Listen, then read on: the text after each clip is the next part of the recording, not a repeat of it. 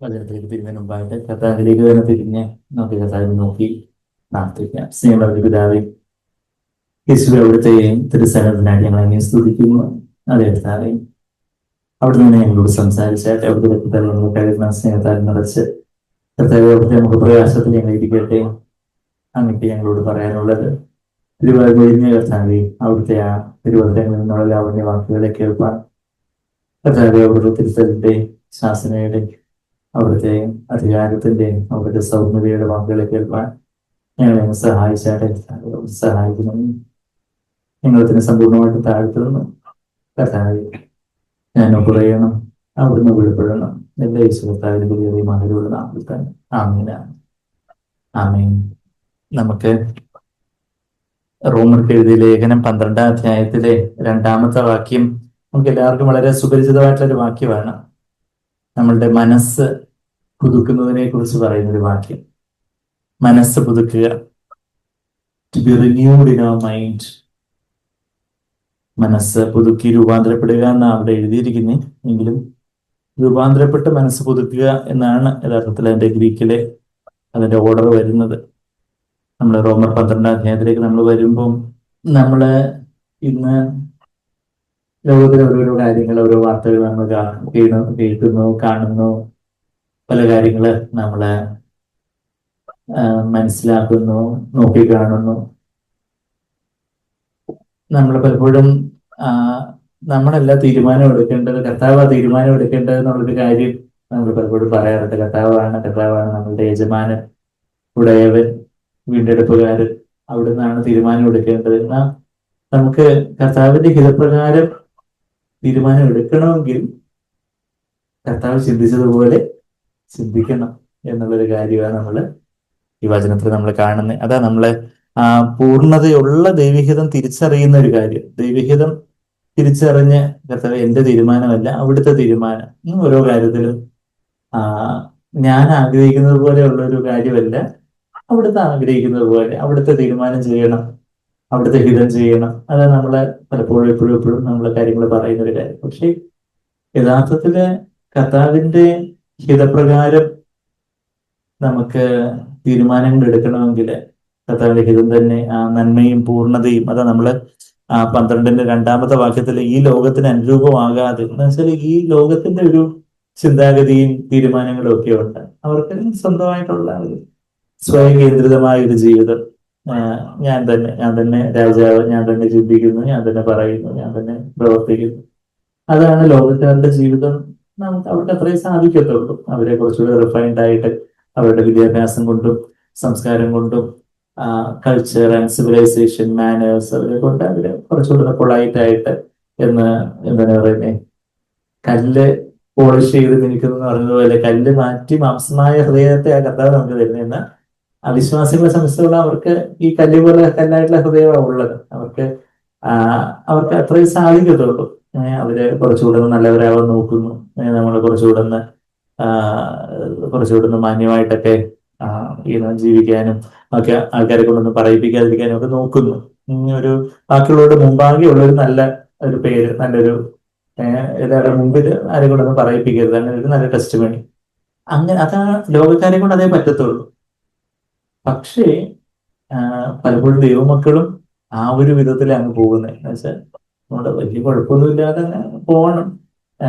കർത്താവ് രാജാവായിട്ടൊക്കെ ഉണ്ട്, കർത്താവിന്റെ രക്ഷകനാണ്, കർത്താവിനെ രക്ഷിച്ചു. പക്ഷേ നമ്മളുടെ ജീവിതത്തില് ആരാണ് ചിന്തിക്കുന്നത്? നമ്മളെ പരിശുദ്ധാത്മാവ് നമ്മളുടെ ചിന്തകളെ നവീകരിക്കുവാൻ, പുതുക്കുവാനായിട്ട് നമ്മൾ അനുവദിക്കുന്നുണ്ടോ? അതോ നമ്മള് അവിശ്വാസിയായിരുന്ന സമയത്തുള്ള ഒരു ചിന്താരീതികളും കാര്യങ്ങളും ഒക്കെ തന്നെയാണോ നമ്മളുടെ ചിന്താരീതികൾ? നമ്മൾ പലപ്പോഴും what would Jesus do, WWJD എന്ന് കേട്ടിട്ടുണ്ട് അല്ലേ?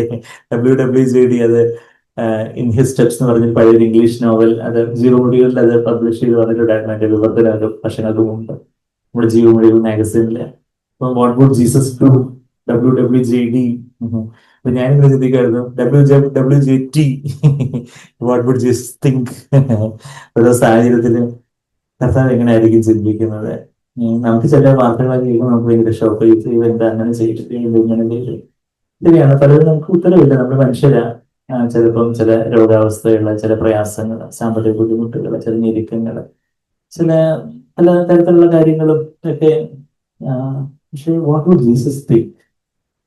അങ്ങനെയാണെങ്കിൽ കർത്താവ് നമ്മളിൽ ചിന്തിക്കുവാൻ നമ്മൾ അനുവദിച്ചാലേ കർത്താവ് ചെയ്യുന്നത് ചെയ്യുവാൻ നമുക്ക് ഒക്കത്തുള്ളൂ. അതാണ് നമ്മളിവിടെ വായിച്ച ലോകത്തോട് ഈ റോമർ 12 രണ്ടാമത്തെ വാക്യം എല്ലാവരും എടുത്തോ. റോമർ 12:2 ഈ ലോകത്തിന് അനുരൂപമാകാതെ do not be conform to this world. ഈ ലോകത്തിന്റെ ആ ഒരു ലോകം എന്ന് പറയുമ്പോൾ എന്താണെന്നുള്ള കാര്യം നമ്മൾ എപ്പോഴും പറയുന്നുണ്ട്. എന്താ? തന്മോഹം, ജഡമോഹം, ജീവിതത്തിന്റെ പ്രതാപം.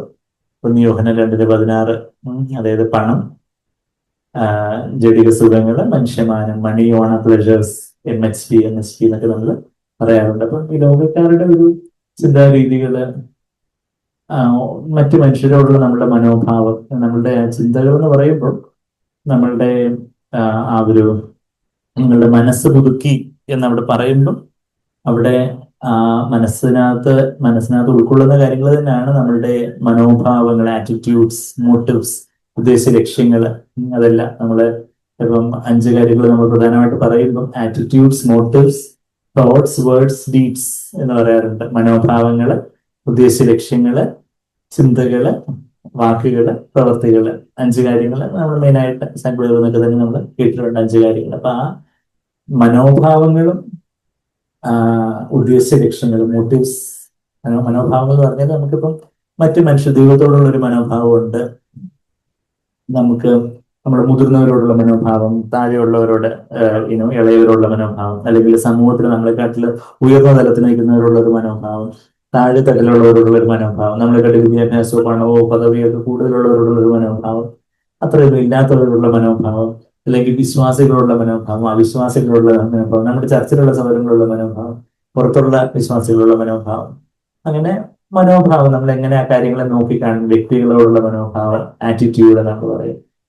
ഇപ്പൊ മനസ്സ് പുതുക്കിന്ന് പറയുമ്പോൾ ഈ മനസ്സെന്ന് പറയുന്ന അതിനകത്ത് നമ്മുടെ ചിന്തകൾ മാത്രമല്ല, യഥാർത്ഥത്തിൽ നമ്മളുടെ ഈ മനോഭാവങ്ങള്, ആറ്റിറ്റ്യൂഡ്സില് ഒരു പുതുക്കം. നമുക്കായിട്ട് ഇതൊന്നും പുതുക്കാൻ പറ്റത്തില്ല.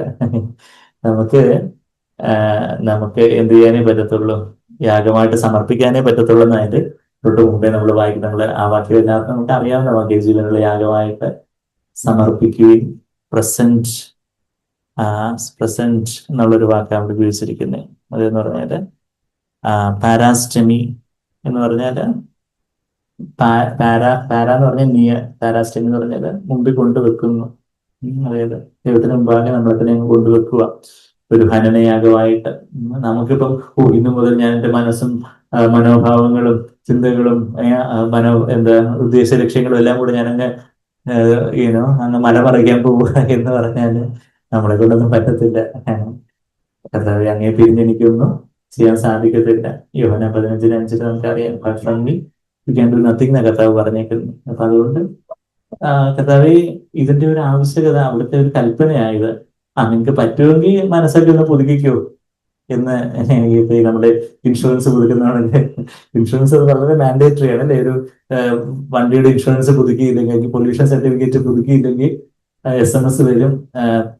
അതിന്റെ പിന്നെ വേണമെങ്കിൽ മോട്ടോർ വെഹിക്കിൾസ് ഡിപ്പാർട്ട്മെന്റ് നമ്മൾ പിടിക്കും. അതിന്റെ ഫൈനും തുകയും കാര്യങ്ങളൊക്കെ ഉണ്ട്. അത് മാൻഡേറ്ററിയാണ് എന്ന് പറഞ്ഞതൊക്കെ. ഇത് ഈ മനസ്സ് പുതുക്കുക എന്ന് പറയുന്നത് നിങ്ങൾക്ക് പറ്റുവാണെങ്കിൽ പുതുക്കിക്കോ എന്നുള്ള ഇതൊരു കൽപ്പനയാ. കൽപ്പന ആരോ തന്നെ? നമ്മള് എന്തെങ്കിലും ചോട്ടാ ആത്മീ തന്നെയായിരുന്നെങ്കിൽ നമുക്ക്. പക്ഷേ സർവ്വത്തെ സൃഷ്ടിച്ച ദൈവത്തിന്റെ കൽപ്പനയാണ് മനസ്സ് പുതുക്കുക, ബി റിന്യൂഡ്. അതാ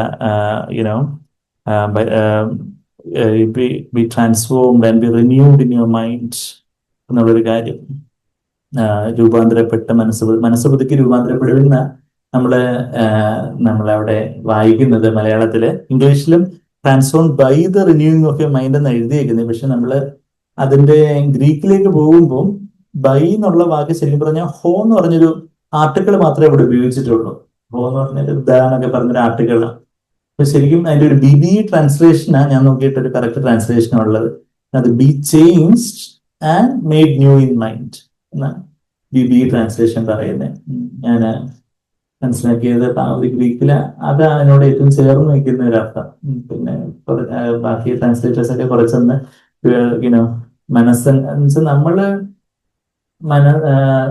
മനസ്സ് പുതുക്കുമ്പം പിന്നീട് ഒരു രൂപാന്തരം സംഭവിക്കുന്നു എന്നുള്ളതല്ല, മറിച്ച് ആത്മാവിലൊരു രൂപാന്തരം, ഒരു മറുരൂപപ്പെടൽ നടക്കുന്നു. അതിന്റെ ഫലമായിട്ട് നമ്മുടെ മനസ്സ് പുതുക്കുന്ന ഒരു കാര്യമാണ് അവിടെ നമ്മൾ വായിക്കുന്നത്. ആ ഒരു ട്രാൻസ്ഫോംഡ് എന്നുള്ളൊരു വാക്ക് മെറ്റമഭാവം എന്ന് പറഞ്ഞൊരു വാക്കാണ്. അത് ആകെപ്പാടെ 4 തവണയും പുതിയ നിയമത്തിൽ ഉപയോഗിച്ചിട്ടുള്ളത്. 2 തവണ ഇവിടെ ഉപയോഗിച്ചിരിക്കുന്നതെന്ന് ചോദിച്ചാൽ മത്തായിയുടെ സുവിശേഷത്തിലും മർക്കോസിന്റെ സുവിശേഷത്തിലും കർത്താവ് മറുരൂപപ്പെട്ട സമയം, മറുരൂപം മത്തായി 17-ലും മർക്കോസ് 9-ലും, മത്തായി 17-ന്റെ 2-ലും മർക്കോസ് 9-ന്റെ 2-ലും ഒക്കെ അവിടെ മറുരൂപപ്പെട്ടു, ട്രാൻസ്ഫിഗേർഡ് എന്ന എമൗണ്ട് ഓഫ് ട്രാൻസ്ഫിഗറേഷൻ, മോർഫ് ചെയ്യുക, ചിത്രം മോർഫ് ചെയ്യുന്നതൊക്കെ കിട്ടും. മോർഫോ എന്ന് പറഞ്ഞാൽ രൂപം, ഫോം, ആകൃതി. മെറ്റ എന്ന് പറഞ്ഞാൽ ഒരു പ്രൊപ്പസിഷനാണ്. ഒരു പ്രൊപ്പസിഷൻ എന്ന് പറഞ്ഞാൽ ഇന്നാറ്റ് എന്നൊക്കെ പറഞ്ഞ ഒരു പ്രൊപ്പസിഷൻ, ബൈ, ആഫ്റ്റർ, ബിഫോർ എന്നൊക്കെ പറഞ്ഞൊരു മെറ്റമോർഫാവോ എന്ന് പറഞ്ഞാൽ നമ്മുടെ മെറ്റമോർഫോസിസ് എന്ന് പറഞ്ഞാൽ എന്തുവാ, നിങ്ങൾ പഠിച്ചിട്ടില്ലേ ചിത്രശലഭം? ഇത് ലാർവ, പ്യൂപ്പ, ബട്ടർഫ്ലൈ അല്ലേ? ഒരു പുഴു ഇങ്ങനെ കുക്കൂണിലായിരുന്നു, പിന്നെ ഒരു പുഴു, പിന്നെ ഒരു പ്യൂപ്പ, പിന്നെ ബട്ടർഫ്ലൈ, ചിത്രശലഭം. അത് ഒരു രൂപം മാറുമല്ലേ എന്ന് പറയുന്നത് പോലെ നമ്മളുടെ ആത്മീയ മനുഷ്യനിൽ ഒരു രൂപാന്തരം നടക്കുന്ന ഒരു കാര്യമാണ് പറയുന്നത്. ഇപ്പൊ ഞാൻ 4 തവണയാ ഈ മെറ്റമോർഫാവോ എന്നുള്ള വാക്ക് പരിശുദ്ധാത്മാവ് ബൈബിളിൽ ഉപയോഗിച്ചിട്ടുള്ളതെന്ന് പറഞ്ഞാൽ, ഒന്ന് മത്തായി 17-ന്റെ 2 തന്നെയാണെന്ന് തോന്നി, 2 എഴുതിയിരിക്കുന്നത്. രൂപാന്തരം, മറുരൂപപ്പെടുക, അതെ, ട്രാൻസ്ഫിഗേർഡ് എന്ന് പറയുന്ന 2ാമത്തെ വാക്യം. പിന്നെ മർക്കോസ് 9-ന്റെ 2 അതേ കാര്യം തന്നെ. ലൂക്കോസിന്റെ മറുരൂപപ്പെടുക എന്നുള്ള വാക്ക് ഉപയോഗിച്ചില്ല, കർത്താവ് ഡിഫറെന്റ് ആയിട്ട് മാറി എന്ന് പറഞ്ഞിരിക്കും, ആ ഒരു വാക്ക് ഉപയോഗിച്ചിട്ടില്ല. അപ്പൊ അത് മത്തായിലും മർക്കോസിലും പിന്നെ ഉപയോഗിച്ചിരിക്കുന്ന ഈ റോമർ 12-ന്റെ 2-ലാണ് ബി ട്രാൻസ്ഫോംഡ് എന്നുള്ള, ട്രാൻസ്ഫിഗേർഡ് എന്ന് വേണമെങ്കിൽ ട്രാൻസ്ലേറ്റ് ചെയ്യുക എന്ന് വെച്ചാൽ അതേ വാക്ക് തന്നെ അപ്പുറത്ത് ട്രാൻസ്ഫിഗേർഡ് എന്ന് പറഞ്ഞിരിക്കുന്നത്. ഇന്ന് ഇവിടെ ഉപയോഗിച്ചിരിക്കുന്നത് നമുക്ക് എല്ലാവർക്കും അറിയുന്ന വേറൊരു വാക്യമാണ്. 2 കൊരിന്ത്യർ 3:18 എന്ന് പറയുമ്പോൾ എല്ലാവർക്കും അറിയാവോ എന്താ? കണ്ണാടിയിൽ കർത്താവിന്റെ തേജസ്സിനെ കാണുന്ന കാര്യവും നമ്മൾ തേജസ്സിൽ നിന്ന് തേജസ്സിലേക്ക് രൂപാന്തരപ്പെട്ട് എന്നുള്ള കാര്യം. അവിടെ ആ രൂപാന്തരപ്പെടുക എന്നുള്ള വാക്ക് ഈ മെറ്റമോർഫോ എന്നുള്ള പദം ഉപയോഗിച്ചിരിക്കുന്നത്. അപ്പം അത് ആത്മാവിൽ നടക്കുന്ന ഒരു രൂപാന്തരമാണ്. അതായത് ആത്മാവിൽ രൂപാന്തരം നടക്കുമ്പോൾ അതിന്റെ ഫലമായിട്ട് നമ്മളുടെ മനസ്സെന്ന് പറയുമ്പോൾ നമ്മളുടെ മനോഭാവങ്ങൾ, നമ്മളുടെ ഉദ്ദേശ ലക്ഷ്യങ്ങൾ, മനോഭാവങ്ങൾ ഞാൻ പറഞ്ഞു, ആറ്റിറ്റ്യൂഡ്, നമ്മളുടെ ദൈവത്തോടുള്ള മനോഭാവം, പിശാചിനോടുള്ള മനോഭാവം. പിശാചിനുള്ള മനോഭാവം എങ്ങനെയാണ്? തോൽപ്പിക്കപ്പെട്ട ശത്രുവാണ്, ഇന്നല്ലെങ്കിൽ നാളെ അവനെ ആ ദീപയ്ക്ക് പുളിന്ന് പറഞ്ഞ് വീഴാനുള്ളവനാ. നമ്മളെപ്പോഴും ആ വെളിപാടിന്റെ ബൈബിൾ സ്റ്റഡി പറയുന്നത്, വെളിപാട് 20:10 അവന്റെ ഫൈനൽ ഡെസ്റ്റിനേഷൻ. അപ്പുറം ഇപ്പുറവും കള്ളപ്രവാചകനും ക്രിസ്തു കള്ളപ്രവാചകനൊക്കെ അപ്പുറം ഇപ്പുറം ഒക്കെ ഉണ്ട്. അവന് പിശാചിനുള്ള തോൽപ്പിക്കപ്പെട്ട ശത്രു. നമ്മൾ പേടിക്കില്ല, അവൻ നമ്മളെ പേടിച്ചോടണം. നമ്മൾ കർത്താവിന് സറണ്ടേഡ് ആയിട്ടിരുന്നാൽ മതി. അപ്പൊ അതാണ് ആ ഒരു മനോഭാവം, ആ ഒരു ദൈവത്തോടുള്ള ഒരു മനോഭാവം, പിശാചിനോടുള്ള ഒരു മനോഭാവം. രൂപാന്തരപ്പെടുന്ന കാര്യം പറയുന്നത്, നമ്മുടെ ആത്മാവ് രൂപാന്തരപ്പെടുന്ന കാര്യം. അതായത് ഇനി പറഞ്ഞതെന്ന് വെച്ചാൽ മനസ്സ് പുതുക്കുക, കർത്താവിന്റെ പൂർണ്ണഹിതം, നന്മയും പ്രസാദവും, കർത്താവിന് നന്മയും പ്രസാദവും പൂർണ്ണതയുള്ള ദൈവഹിതം എന്ന് നമ്മളിവിടെ വായിക്കുന്നത്. നന്മയും പ്രസാദവും പൂർണ്ണതയുമുള്ള ഒരു 3 ആഡ്ജക്റ്റീവ്സ് ഉപയോഗിക്കുന്നത്. Good, acceptable and perfect. നന്മയുള്ളത്, ഏറ്റവും നല്ലതായിട്ടുള്ളത്, കർത്താവിന് പ്രസാദകരമായിട്ടുള്ളത്, ആ ഒരു അക്സെപ്റ്റബിൾ ആയിട്ടുള്ള, കർത്താവിന് ഏറ്റവും സന്തോഷവും, കർത്താവിന് ഏറ്റവും അക്സെപ്റ്റബിൾ ആയിട്ടുള്ള, ഏറ്റവും പെർഫെക്റ്റ് ആയിട്ടുള്ള ആ ഒരു ദൈവത്തിന്റെ ഹിതം. ആ ഒരു ദൈവത്തിന്റെ ഹിതം എല്ലാ കാര്യത്തിലും ചെയ്യണം നമുക്കൊരു ആഗ്രഹമുണ്ട്. എങ്കിലേ നമ്മളിത് കേൾക്കുന്നതുകൊണ്ട് അർത്ഥമുള്ളൂ. നമുക്കിപ്പോ എന്തെങ്കിലുമൊക്കെ നടക്കട്ടെ, ദൈവത്തിന്റെ ഹിതമൊക്കെ അവിടെ ഇരിക്കട്ടെ, നമുക്ക് നമ്മുടെ ഹിതം പോലൊക്കെ കാര്യങ്ങൾ, നമ്മുടേതായ ചില അജണ്ടകളും പ്ലാനുകളും ഒക്കെ ഉണ്ട്, നമുക്ക് അതൊക്കെ നടത്തിക്കോളാം.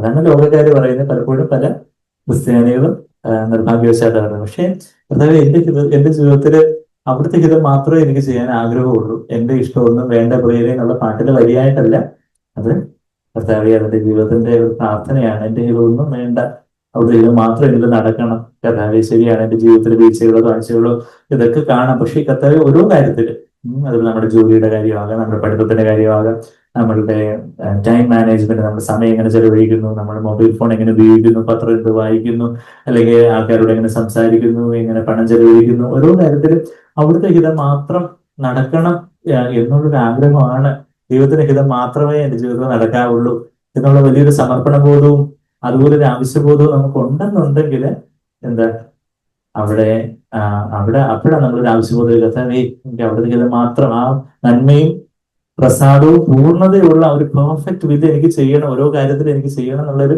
വലിയൊരു ആവശ്യബോധത്തിലേക്ക് വരുമ്പോൾ എന്താ അവിടെ എനിക്ക് മനസ്സിലാവും പലപ്പോഴും എന്റെ ചിന്തകൾ ഈ ലോകപ്രകാരമൊക്കെ ഞാനങ്ങ് ചിന്തിച്ചു പോകുന്നതുകൊണ്ടാണ് എനിക്ക് കർത്താവിന്റെ ഹിതം എന്താണെന്ന് തിരിച്ചറിയാൻ തന്നെ പലപ്പോഴും പറ്റാതെ പോകുന്നത്. എല്ലാ കാര്യങ്ങളെല്ലാം ടെസ്റ്റൊക്കെ സർപ്രൈസ് ടെസ്റ്റ് ആയിരുന്നു. ടെസ്റ്റൊക്കെ കഴിഞ്ഞ് മാർക്ക് വന്നപ്പോഴും അയ്യോ ഇത് ടെസ്റ്റൊക്കെ നടന്നായിരുന്നു, ഇതെന്താ ഞാൻ ഫെയിലായി വട്ടപ്പൂച്ചയാണല്ലേ കിട്ടിയത് എന്ന് മനസ്സിലാവുന്നേ. പലപ്പോഴും പല കാര്യങ്ങളിലൊക്കെ എന്തെങ്കിലുമൊക്കെ എങ്ങനെ പ്രതികരിക്കണം, എന്ത് പറയണം, എന്ത് തീരുമാനം എടുക്കണം, പല കാര്യങ്ങളൊക്കെ നമ്മൾ സ്വാഭാവികമായിട്ട് നമ്മളുടെ എന്തെങ്കിലുമൊക്കെ കാര്യങ്ങളൊക്കെ ചെയ്ത് കൂട്ടി അവസാനം എല്ലാം പൊട്ടി പാളീസാകും, അല്ലെങ്കിൽ എല്ലാം ഒന്ന് ഫെയിൽ ആകുമ്പോൾ അയ്യോ കർത്താവേ ഞാൻ അവിടുത്തെ ഹിതം എന്താണെന്നും ചിന്തിക്കാനോ പറയാനോ അന്വേഷിക്കാനോ ചോദിക്കാനോ ഒന്നും എനിക്ക് പറ്റിയില്ലല്ലോ. ഞാൻ എന്തെങ്കിലും കാട്ടിക്കൂട്ടി എന്തെങ്കിലുമൊക്കെ ചെയ്തു വെച്ചാൽ കുളമായല്ലോ. അപ്പോഴാണ് നമ്മളൊരു ആവശ്യബോധത്തിലേക്ക് വരുന്നത്. എന്താ കർത്താവെ അവിടുത്തെ ആ നന്മയും പ്രസാദവും പൂർണ്ണതയുള്ള ആ ഒരു ദൈവഹിതം കർത്താവെ എനിക്ക് തിരിച്ചറിയണം. അങ്ങനെ ആ ഇന്നതൊന്ന് തിരിച്ചറിയേണ്ടതിനായിട്ട് എന്താ ഒരു രൂപാന്തരം സംഭവിക്കണം. രൂപാന്തരപ്പെട്ട് മനസ്സുകുറിച്ച് രൂപാന്തരപ്പെടുന്ന അവിടെ എഴുതിയിട്ടുണ്ട്. പക്ഷെ ഗ്രീക്കില് എന്താ രൂപാന്തരപ്പെട്ട് മനസ്സ് പുതുക്കുവിൻ, be transformed and be renewed in your mind. ആ ഒരു നമ്മുടെ ആത്മാവിലൊരു മറുരൂപപ്പെടൽ നടക്കണം. നമ്മള് 2 Corinthians 3:18 നമ്മളിപ്പോഴും വായിക്കുന്ന ആ ഒരു കർത്താവിന്റെ സ്വരൂപത്തോടെ അനുരൂപപ്പെട്ട് തേജസ് പ്രാപിച്ച് കർത്താവിന്റെ സ്വരൂപത്തോടെ അനുരൂപപ്പെടുക എന്നുള്ള ആ ഒരു രൂപാന്തരപ്പെട്ട് മറുരൂപപ്പെട്ട് അത് എവിടെ ആ രൂപാന്തരം നടക്കുന്നത്? ആത്മാവിലാണ് നടക്കുന്നത്. നമ്മളുടെ ദേഹവും ഒക്കെ ഈ ആത്മാവിനെ കീഴടങ്ങി അങ്ങ് പോയാൽ മതി. ആത്മാവിന്റെ രൂപാന്തരം നടക്കുന്നത് വി ആർ നീഡ് ന്യൂ. അവിടെ ആത്മാവിന്റെ രൂപാന്തരം നടന്നിട്ട് ദേഹിയൊക്കെ ഒന്ന് പുതുക്കപ്പെടുന്നു. ദേഹിയിലെ നമ്മുടെ മനസ്സൊക്കെ ഒന്ന് പുതുക്കപ്പെടുന്നു. പക്ഷെ രൂപാന്തരം, ഒരു മറുരൂപം, വേറൊരു ഫോമിലേക്ക് മാറിത്തീരുന്നു. അതായത് ഒരു അമ്മയുടെ ഉദരത്തിലുള്ള ഒരു ഭ്രൂണം, അതിന്റെ രൂപം ആദ്യം ഒരു ആൽമാക്രിയുടെ കൂട്ടിരിക്കും. ആദ്യം ഒരു സെല്ല്, ഒരു സൈഗോട്ട്, ഒരു സെല്ല്, പിന്നെ കുറച്ചുകൂടെ മൂർജ ബ്ലാസ്റ്റുല എന്നൊക്കെ പറഞ്ഞ് എംബ്രിയോളജിയിൽ നമ്മൾ പഠിക്കുന്നുണ്ട്. അത് കഴിഞ്ഞിട്ട് പിന്നെ കുറച്ച് കഴിയുമ്പോൾ ഇങ്ങനെ ഓരോ കാര്യങ്ങളൊക്കെ അനീതിയൊക്കെ അതിന്റെ MCQs ഒക്കെ ചെയ്തുകൊണ്ടിരിക്കുമായിരിക്കും. അപ്പൊ അതിന്റെ രൂപമൊക്കെ ഒരു വാൽമാക്രിയുടെ കൂട്ടിരിക്കും. അപ്പൊ അങ്ങ് രൂപം അങ്ങ് മാറി മാറി പിന്നെ ഒരു മനുഷ്യക്കുഞ്ഞിന്റെ രൂപമായി എന്ന് പറയുന്നത് പോലെ ക്രിസ്തു നിങ്ങളെ രൂപപ്പെടുവോളം എന്ന് പറയുമ്പോൾ അവിടെ മോർഫാവോ എന്നുള്ള വാക്കാണ് ഉപയോഗിച്ചിരിക്കുന്നത്. ഈ മെറ്റമോർഫാവിന്റെ ആ ഒരു റൂട്ട് വേർഡ് മോർഫാവോ എന്നുള്ള വാക്കാണ്. അപ്പൊ നമ്മളിലൊരു രൂപാന്തരം, അതായത് നമ്മള് രക്ഷിക്കപ്പെടുന്നതിന് മുമ്പ് നമ്മുടെ ആത്മാവ് മരിച്ച അവസ്ഥയിലായിരുന്നു. രക്ഷിക്കപ്പെട്ടപ്പോൾ കർത്താവ് നമുക്കൊരു പുതിയ ഹൃദയത്തെയും പുതിയൊരു ആത്മാവിനെ നൽകുമെന്ന് പറഞ്ഞാൽ യെഹെസ്കേൽ 36:26 പുതിയ ഹൃദയവും പുതിയ ആത്മാവും തരുമെന്ന് പറഞ്ഞാൽ, പുതിയ ഹൃദയം എന്ന് പറഞ്ഞാൽ ഒരു പുതിയ മനുഷ്യാത്മാവിനെ നമുക്ക് തരുക, പുതിയ ആത്മാവ് എന്ന് പറഞ്ഞാൽ ദൈവാത്മാവിനെ, പരിശുദ്ധാത്മാവിനെ നമുക്ക് തരുക. അപ്പൊ ആ പുതിയ മനുഷ്യാത്മാവ് ഒരു കുഞ്ഞിനെ പോലെ ജനിച്ചിരിക്കും. ആ ഒരു കുഞ്ഞിനെ പോലെ അല്ലെങ്കിൽ ഒരു ഭ്രൂണം പോലെ ഒരു ജീവൻ ഉണ്ടായി. പിന്നെ ആ യേശുവിന്റെ സ്വരൂപത്തോളം, യേശുവിന്റെ തികഞ്ഞ പുരുഷത്വത്തോളം നമ്മൾ രൂപാന്തരപ്പെട്ട് വരണം. ആ രൂപാന്തരപ്പെട്ട് വരുന്നതിനനുസരിച്ച് നമ്മുടെ മനസ്സ് പുതുക്കപ്പെടുന്നതിനുള്ള കാര്യം നമ്മളോട് പറയുന്നത്.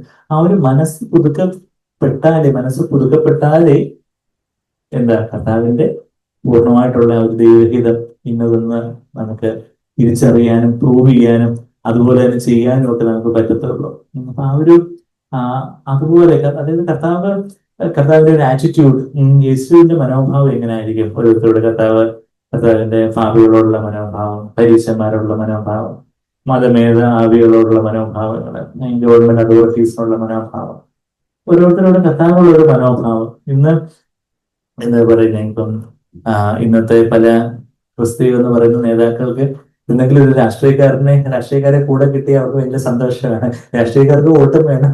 ഇവർക്കാണെങ്കിൽ ഞങ്ങളുടെ മീറ്റിങ്ങിൽ ഇന്ന വലിയ രാഷ്ട്രീയക്കാരൻ വന്നു പ്രസംഗിച്ചു എന്നൊക്കെ പറയാനുള്ള ഒരു പേരും വേണം. അപ്പൊ അങ്ങനെ ഒരു മതവും രാഷ്ട്രീയവും ഒക്കെ ഇങ്ങനെ ഇടകലർന്ന് പോകുന്ന ഒരു ബാബിലോണിയൻ സംവിധാനമൊക്കെയാണ് നമ്മൾ ലോകത്ത് കാണുന്നത്. ക്രിസ്തീയ ലോകത്തും ഒക്കെ നമ്മൾ കാണുന്നത്. അപ്പം കർത്താവിന് അങ്ങനെയുള്ള കാര്യങ്ങളുള്ള മനോഭാവം എന്താ? യഥാർത്ഥത്തിലുള്ള യേശുവിന്റെ മനോഭാവം. യേശു ആണെങ്കിൽ പിലാത്തോസിനെയും ഹെറോദിനെയൊക്കെ പിടിച്ച് അവിടെ പ്രസംഗിപ്പിച്ച് റോമൻ ഗവർണറായിരുന്നു, അല്ലെങ്കിൽ ഹെറോദ രാജാവായിരുന്നു. കർത്താവിന്റെ മീറ്റിംഗ് നടക്കുമ്പോൾ കർത്താവ് രാഷ്ട്രീയക്കാരുമായിട്ട് കൈകോർത്തുണ്ടെങ്കിലും ചെയ്യുന്നതെന്ന് നമ്മൾ കാണുന്നില്ല. അപ്പൊ കർത്താവിന്റെ പുറത്തുള്ള മനോഭാവം, ഞാൻ ഈ മനസ്സ് പുതുക്കുക എന്ന് പറയുമ്പോൾ ഓരോ കാര്യത്തില് നമ്മുടെ ദൈനംദിന ജീവിതത്തിലെ പല കാര്യങ്ങളൊക്കെ നമ്മളുടെ ആ ഒരു മനോഭാവം കർത്താവെ, അത് യേശുവിന്റെ അതേ മനോഭാവം തന്നെ നമ്മളിലും ആയിരിക്കട്ടെ. നമുക്ക് ആ വാക്യം എല്ലാവർക്കും അറിയാം. എവിടെ? ഫിലിപ്പിയർ 2:5 വാക്യം. നമുക്ക് അവിടെ ആ മനോഭാവത്തെ കുറിച്ച് പറയുമ്പോൾ അതിന്റെ ഒരു നല്ലൊരു വാക്യം കൂടെ അതിന് തൊട്ട് മുമ്പുണ്ട്. അതുകൊണ്ട് നമുക്ക് ഒന്ന് എടുക്കാം. ഫിലിപ്പിയർ 2:5 വാക്യം പറയുമ്പോൾ have this attitude in you, ക്രിസ്തുയേശുവിലുള്ള ആ ഭാവം തന്നെ നിങ്ങളിൽ ഉണ്ടായിരിക്കട്ടെ എന്ന് പറയുമ്പോൾ അവിടെ പറയുന്നുണ്ട്. 3 വാക്യം ശാഠ്യത്താലോ, നമ്മളുടെ ഒരു മനോഭാവത്തിന്റെ കാര്യമാണ്. കർത്താവിലുള്ള ഭാവം, കർത്താവിന്റെ താഴ്മയുടെ ഭാവം, കർത്താവ് ദൈവമായിരിക്കും മനുഷ്യനായി, പിന്നെ ഒരു അടിമദാസനായി, പിന്നെ ഒരു ക്രൂസിലെ ഒരു ക്രിമിനൽ എന്ന വണ്ണം, കുറ്റവാളി എന്ന വണ്ണം കർത്താവ് തന്നെ താഴ്ത്തി. 3 steps ഓഫ് ഹ്യൂമിലിറ്റി, താഴ്മയുടെ 3 പടികൾ എല്ലാം നമുക്ക് അവിടെ കാണുന്നുണ്ട്. തൊട്ട് മുമ്പ് മനോഭാവം പറയുന്നുണ്ട്. ശാഠ്യത്താലോ, ദുരഭിമാനത്താലോ, അല്ലെങ്കിൽ സെൽഫിഷ്നെസ് ഓഫ് പ്രൈഡ്, സ്വാർത്ഥതയും നികളവും ഒന്നും ഇല്ലാതെ, ശാഠ്യമോ ദുരഭിമാനം ഒന്നും ഇല്ലാതെ താഴ്മയോടെ ആ ഒരു മനോഭാവം, നമ്മുടെ മനസ്സ് പുതുക്കുക എന്ന് പറയുമ്പോൾ ചിന്തകൾ മാത്രമല്ല, നമ്മുടെ മനോഭാവങ്ങളിൽ ഒരു പുതുക്കൽ, അതായത് ഒരു രൂപാന്തരം. അതായത് പരിശുദ്ധാത്മാവ് നമ്മളിൽ ഒന്ന് നിറയുമ്പോൾ പരിശുദ്ധാത്മാവ് നമ്മുടെ ആത്മാവിൽ നിന്ന് നമ്മുടെ ദേഹിയിലോട്ട് നിറഞ്ഞു കവിഞ്ഞൊഴുകുന്നു. നമ്മുടെ പാനപാത്രം നിറഞ്ഞു കവിഞ്ഞൊഴുകുന്നു നമ്മൾ വായിക്കുന്നുണ്ട്. പരിശുദ്ധാത്മ എപ്പോഴാണ് നമ്മളിൽ റോമർ 12:1 എപ്പോഴും വായിക്കുന്നത് പോലെ നമ്മെ തന്നെ ജീവനുള്ള യാഗമായിട്ട് അംഗപ്രത്യേകമായിട്ട് കർത്താവിന്റെ നാവ് ഇനി എന്റെ അല്ല അവിടുത്തേതാണ്, എന്റെ കണ്ണുകൾ എന്റെ അല്ല അവിടുത്തേതാണ്, എന്റെ കൈകാലുകൾ നമ്മളെ അംഗപ്രത്യേകമായിട്ട് ഹനനയാഗമായിട്ട് ലീഡർ 1 നമ്മൾ വായിക്കുന്ന ഹനനയാഗം, ബേൺഡ് ഓഫറിംഗ്, പീസ് ബൈ പീസായിട്ട് ലീഡർ 1:6 വായിക്കുന്നത് പോലെ നമ്മത്തിന് അതുപോലെ നമ്മത്തിന് സമർപ്പിക്കുമ്പോഴാണ് പരിശുദ്ധാത്മാവിന്റെ അഗ്നി നമ്മുടെ ആത്മാവിലേക്ക്, അതായത് നമ്മുടെ സ്വന്തം ഇഷ്ടത്തെ, നമ്മുടെ ജഡമാകുന്ന തിരശ്ശീലയെ കർത്താവിന്റെ വചനത്തിന്റെ വാളിനെ നമ്മളെ ഇരയാക്കുമ്പോഴാണ് എന്താ പരിശുദ്ധാത്മാവിന്റെ അഗ്നി, ആ വാളിലുള്ള ജ്വാല നമ്മുടെ ആത്മാവിലേക്ക് വന്ന് പടർന്ന് നമ്മുടെ ആത്മാവിൽ നിറയുന്നത്, ആ പരിശുദ്ധാത്മാവിനാൽ നിറയപ്പെടുന്ന ഒരു അനുഭവം നമുക്കുണ്ടാവുന്നത്. അപ്പൊ അങ്ങനെ ആ പരിശുദ്ധാത്മാവ് നിറഞ്ഞ് അത് കവിയും. പരിശുദ്ധാത്മാവിനെ ഒരു ജലത്തോട് ഉപയോഗിച്ചിരിക്കുക. എന്റെ പാനപാത്രം നിറഞ്ഞു കവിയുന്ന ഒഴുകുന്നു. ഇവിടെ വായിക്കുന്നേ സങ്കീർത്തനം 23:5 നമ്മൾ വായിക്കുന്നത്. ദാവീദ് പറയുക 23 സങ്കീർത്തനമായി ഓഫ് ഫ്ലോസ്, നമ്മളുടെ ഹൃദയം നിറഞ്ഞു കവിഞ്ഞ് അത് ദേഹിയിലോട്ടും പിന്നെ അത് ദേഹത്തിലൂടെ പരിശുദ്ധാത്മാവ് ഒഴുകുന്ന പറയുന്നത് എന്താ? നമ്മളുടെ വാക്കുകളിലൂടെ, നമ്മുടെ പ്രവർത്തികളിലൂടെ, നമ്മുടെ നോട്ടത്തിലൂടെ, മുഖഭാവത്തിലൂടെ ഒക്കെ ആ ഒരു പരിശുദ്ധാത്മാവിന്റെ ശക്തി പ്രവഹിക്കുന്ന ഒരു കാര്യം. കർത്താവിന്റെ വസ്ത്രത്തിന്റെ തൊങ്ങൽ തൊട്ടയാൾക്ക് പോലും സൗഖ്യം കിട്ടി. പരിശുദ്ധാത്മാവ് മണ്ണൊക്കെ കുഴച്ച് അവിടെ എല്ലാം ദൈവത്തിന്റെ ആത്മാവിന്റെ ശക്തി. ചെവിയിലെ കർത്താവ് സലൈവ പെരുക്കുന്ന കാര്യവും തുപ്പല് പെരുക്കുന്ന കാര്യവും ഒക്കെ എല്ലാം കർത്താവിലാണ്. പരിശുദ്ധാത്മാവ് കർത്താവിന്റെ ആത്മാവിൽ നിന്ന് നിറഞ്ഞു കവിഞ്ഞ് കർത്താവിന്റെ ദേഹിയിലൂടെ കർത്താവിന്റെ ദേഹത്തിലൂടെ അങ്ങ് പ്രവഹിക്കുമായിരുന്നു. ഈവൻ ശിഷ്യന്മാരുടെയും തിരുച്ചിയിലെ കർച്ചീഫ്, തൂവാല സൗഖ്യമൊക്കെ, അങ്ങനെയുള്ള അത്ഭുതങ്ങൾ എപ്പോഴും നമ്മൾ വായിക്കുന്നില്ല. 1-ാം നൂറ്റാണ്ടിൽ അങ്ങനെയുള്ള കാര്യങ്ങൾ നടന്നു. പക്ഷെ എപ്പോഴും അങ്ങനെ നടന്നതുമില്ല എന്ന് പറഞ്ഞാല് അങ്ങനെ പറയുമ്പോൾ കഴിഞ്ഞ ദിവസം തന്നെ ഒരു വിശ്വാസിയായിട്ടുള്ളൊരു സഹോദരൻ വന്ന് പറയുമായിരുന്നു, ഡോക്ടറെ ഞങ്ങള് ഇങ്ങനെ മരുന്നൊക്കെ കഴിക്കുമായിരുന്നു. അപ്പോഴാണ് ഒരു പാസ്റ്ററായിട്ടുള്ള ഒരു സാറ് വന്ന് ഞങ്ങളോടൊക്കെ പറഞ്ഞു, ഈ മരുന്നൊക്കെ ഇനി നടത്താൻ നമുക്ക് പ്രാർത്ഥിക്കാം, നിങ്ങളെ വിശ്വാസത്തോടെ പ്രാർത്ഥിച്ചാൽ മതി എന്നൊക്കെ പറഞ്ഞ് അവര് വളരെ വിശ്വാസത്തോടെ പ്രാർത്ഥിക്കാനൊക്കെ തുടങ്ങി. മരുന്നൊക്കെ നിർത്തി. പിന്നെയും തിരിച്ചു വന്നു. അപ്പൊ പിന്നെ പുള്ളിക്കാരൻ ഒരു പാഠം പിടിച്ച് അത് കഴിഞ്ഞിട്ട് തിരിച്ചു വന്നു. അങ്ങനെയുള്ള ഒത്തിരി പേര് നമുക്ക് കാണാറുണ്ട്. ഞാൻ പറയും ശരിയാണ്, തീർച്ചയായിട്ടും നമ്മൾ പ്രാർത്ഥിക്കണം. പ്രാർത്ഥിക്കുമ്പോൾ സുഖമാക്കും. അപ്പൊ ഇതിനോടുള്ള ഇങ്ങനെയൊക്കെ ഉള്ളതിന്റെ നമ്മളുള്ള മനോഭാവം, നമ്മുടെ ഈ കാര്യങ്ങളെ കുറിച്ച് നമ്മളുടെ മനോഭാവം ഞാൻ പറയുന്നത്. അപ്പം തീർച്ചയായിട്ടും കർത്താവ് സുഖമാക്കി കർത്താവ് മധ്യാവനാണ്. എന്നാൽ കർത്താവ് സുഖമാക്കിയില്ലെങ്കിൽ സുഖമാക്കി എന്ന് പറഞ്ഞുകൊണ്ട് നമ്മൾ ഒരു മൂഢസ്വർഗത്തിലിരിക്കുന്നത് അതൊരു കാപട്യമാണ്, അതൊരു മൂഢ സ്വർഗമാണ്. അവിശ്വാസികൾ നമ്മളെ കൈകൊട്ടിച്ചിരിക്കും. അപ്പൊ നിങ്ങൾ സുഖമാക്കി എന്ന് പറഞ്ഞിട്ട് ഇപ്പോഴും അവിടെ കിടക്കുവാണല്ലോ എന്ന് പറയും. പക്ഷെ കർത്താവ് സുഖമാക്കാൻ മതിയായതിനാണ് നമ്മൾ വിശ്വസിക്കുന്നത്. പക്ഷെ കർത്താവ് ഇപ്പോഴും അങ്ങനെ ചെയ്യുന്നില്ല. അപ്പം എന്താ നമ്മള് കർത്താവിന് അതിന്റെ നെക്സ്റ്റ് ലോജിക്കലായിട്ടുള്ള സ്റ്റെപ്പ് നമുക്ക് പിന്നെ തന്നിരിക്കുന്ന പ്രൊവിഷൻ മരുന്നുകൾ നമ്മൾ എടുക്കുന്നു. 1-ാം നൂറ്റാണ്ടിൽ പൗലോസ് പ്രാർത്ഥിച്ച് എല്ലാവരും സുഖമായോ? ഇല്ല. പൗലോസ് തിമോത്തിയോസിന് എന്താ ഉണ്ടായിരുന്നു? Frequent stomach ailments, irritable bowel syndrome ആയിരിക്കും, IBS. തിമോത്തിയോസിന് എന്താ ഉദരരോഗം ഉണ്ടായിരുന്നു. അപ്പം മരുന്നായിട്ട് കുറച്ച് എന്ത് മെഡിസിൻ എടുക്കാനാ പറഞ്ഞേ? കുറച്ച് വീഞ്ഞ് സേവിക്കാൻ പറയുന്ന കാര്യം നമ്മൾ ഒന്ന് തിമോത്തിയോസ് 5:23 വായിക്കുന്നുണ്ട്. ഇങ്ങനെ എത്ര കൃത്യമായിട്ട് ഈ വചനമൊക്കെ ഉദരത്തിലുള്ള വീഞ്ഞ് സേവിക്കാൻ ഈ വാക്യം എങ്ങനെ അറിയാമെന്ന് ചോദിച്ചാൽ ഈ വചനം വീണ്ടും വീണ്ടും ഈ മരുന്നെടുക്കാൻ മടിയുള്ളവരോട് പറയുന്നുണ്ട്.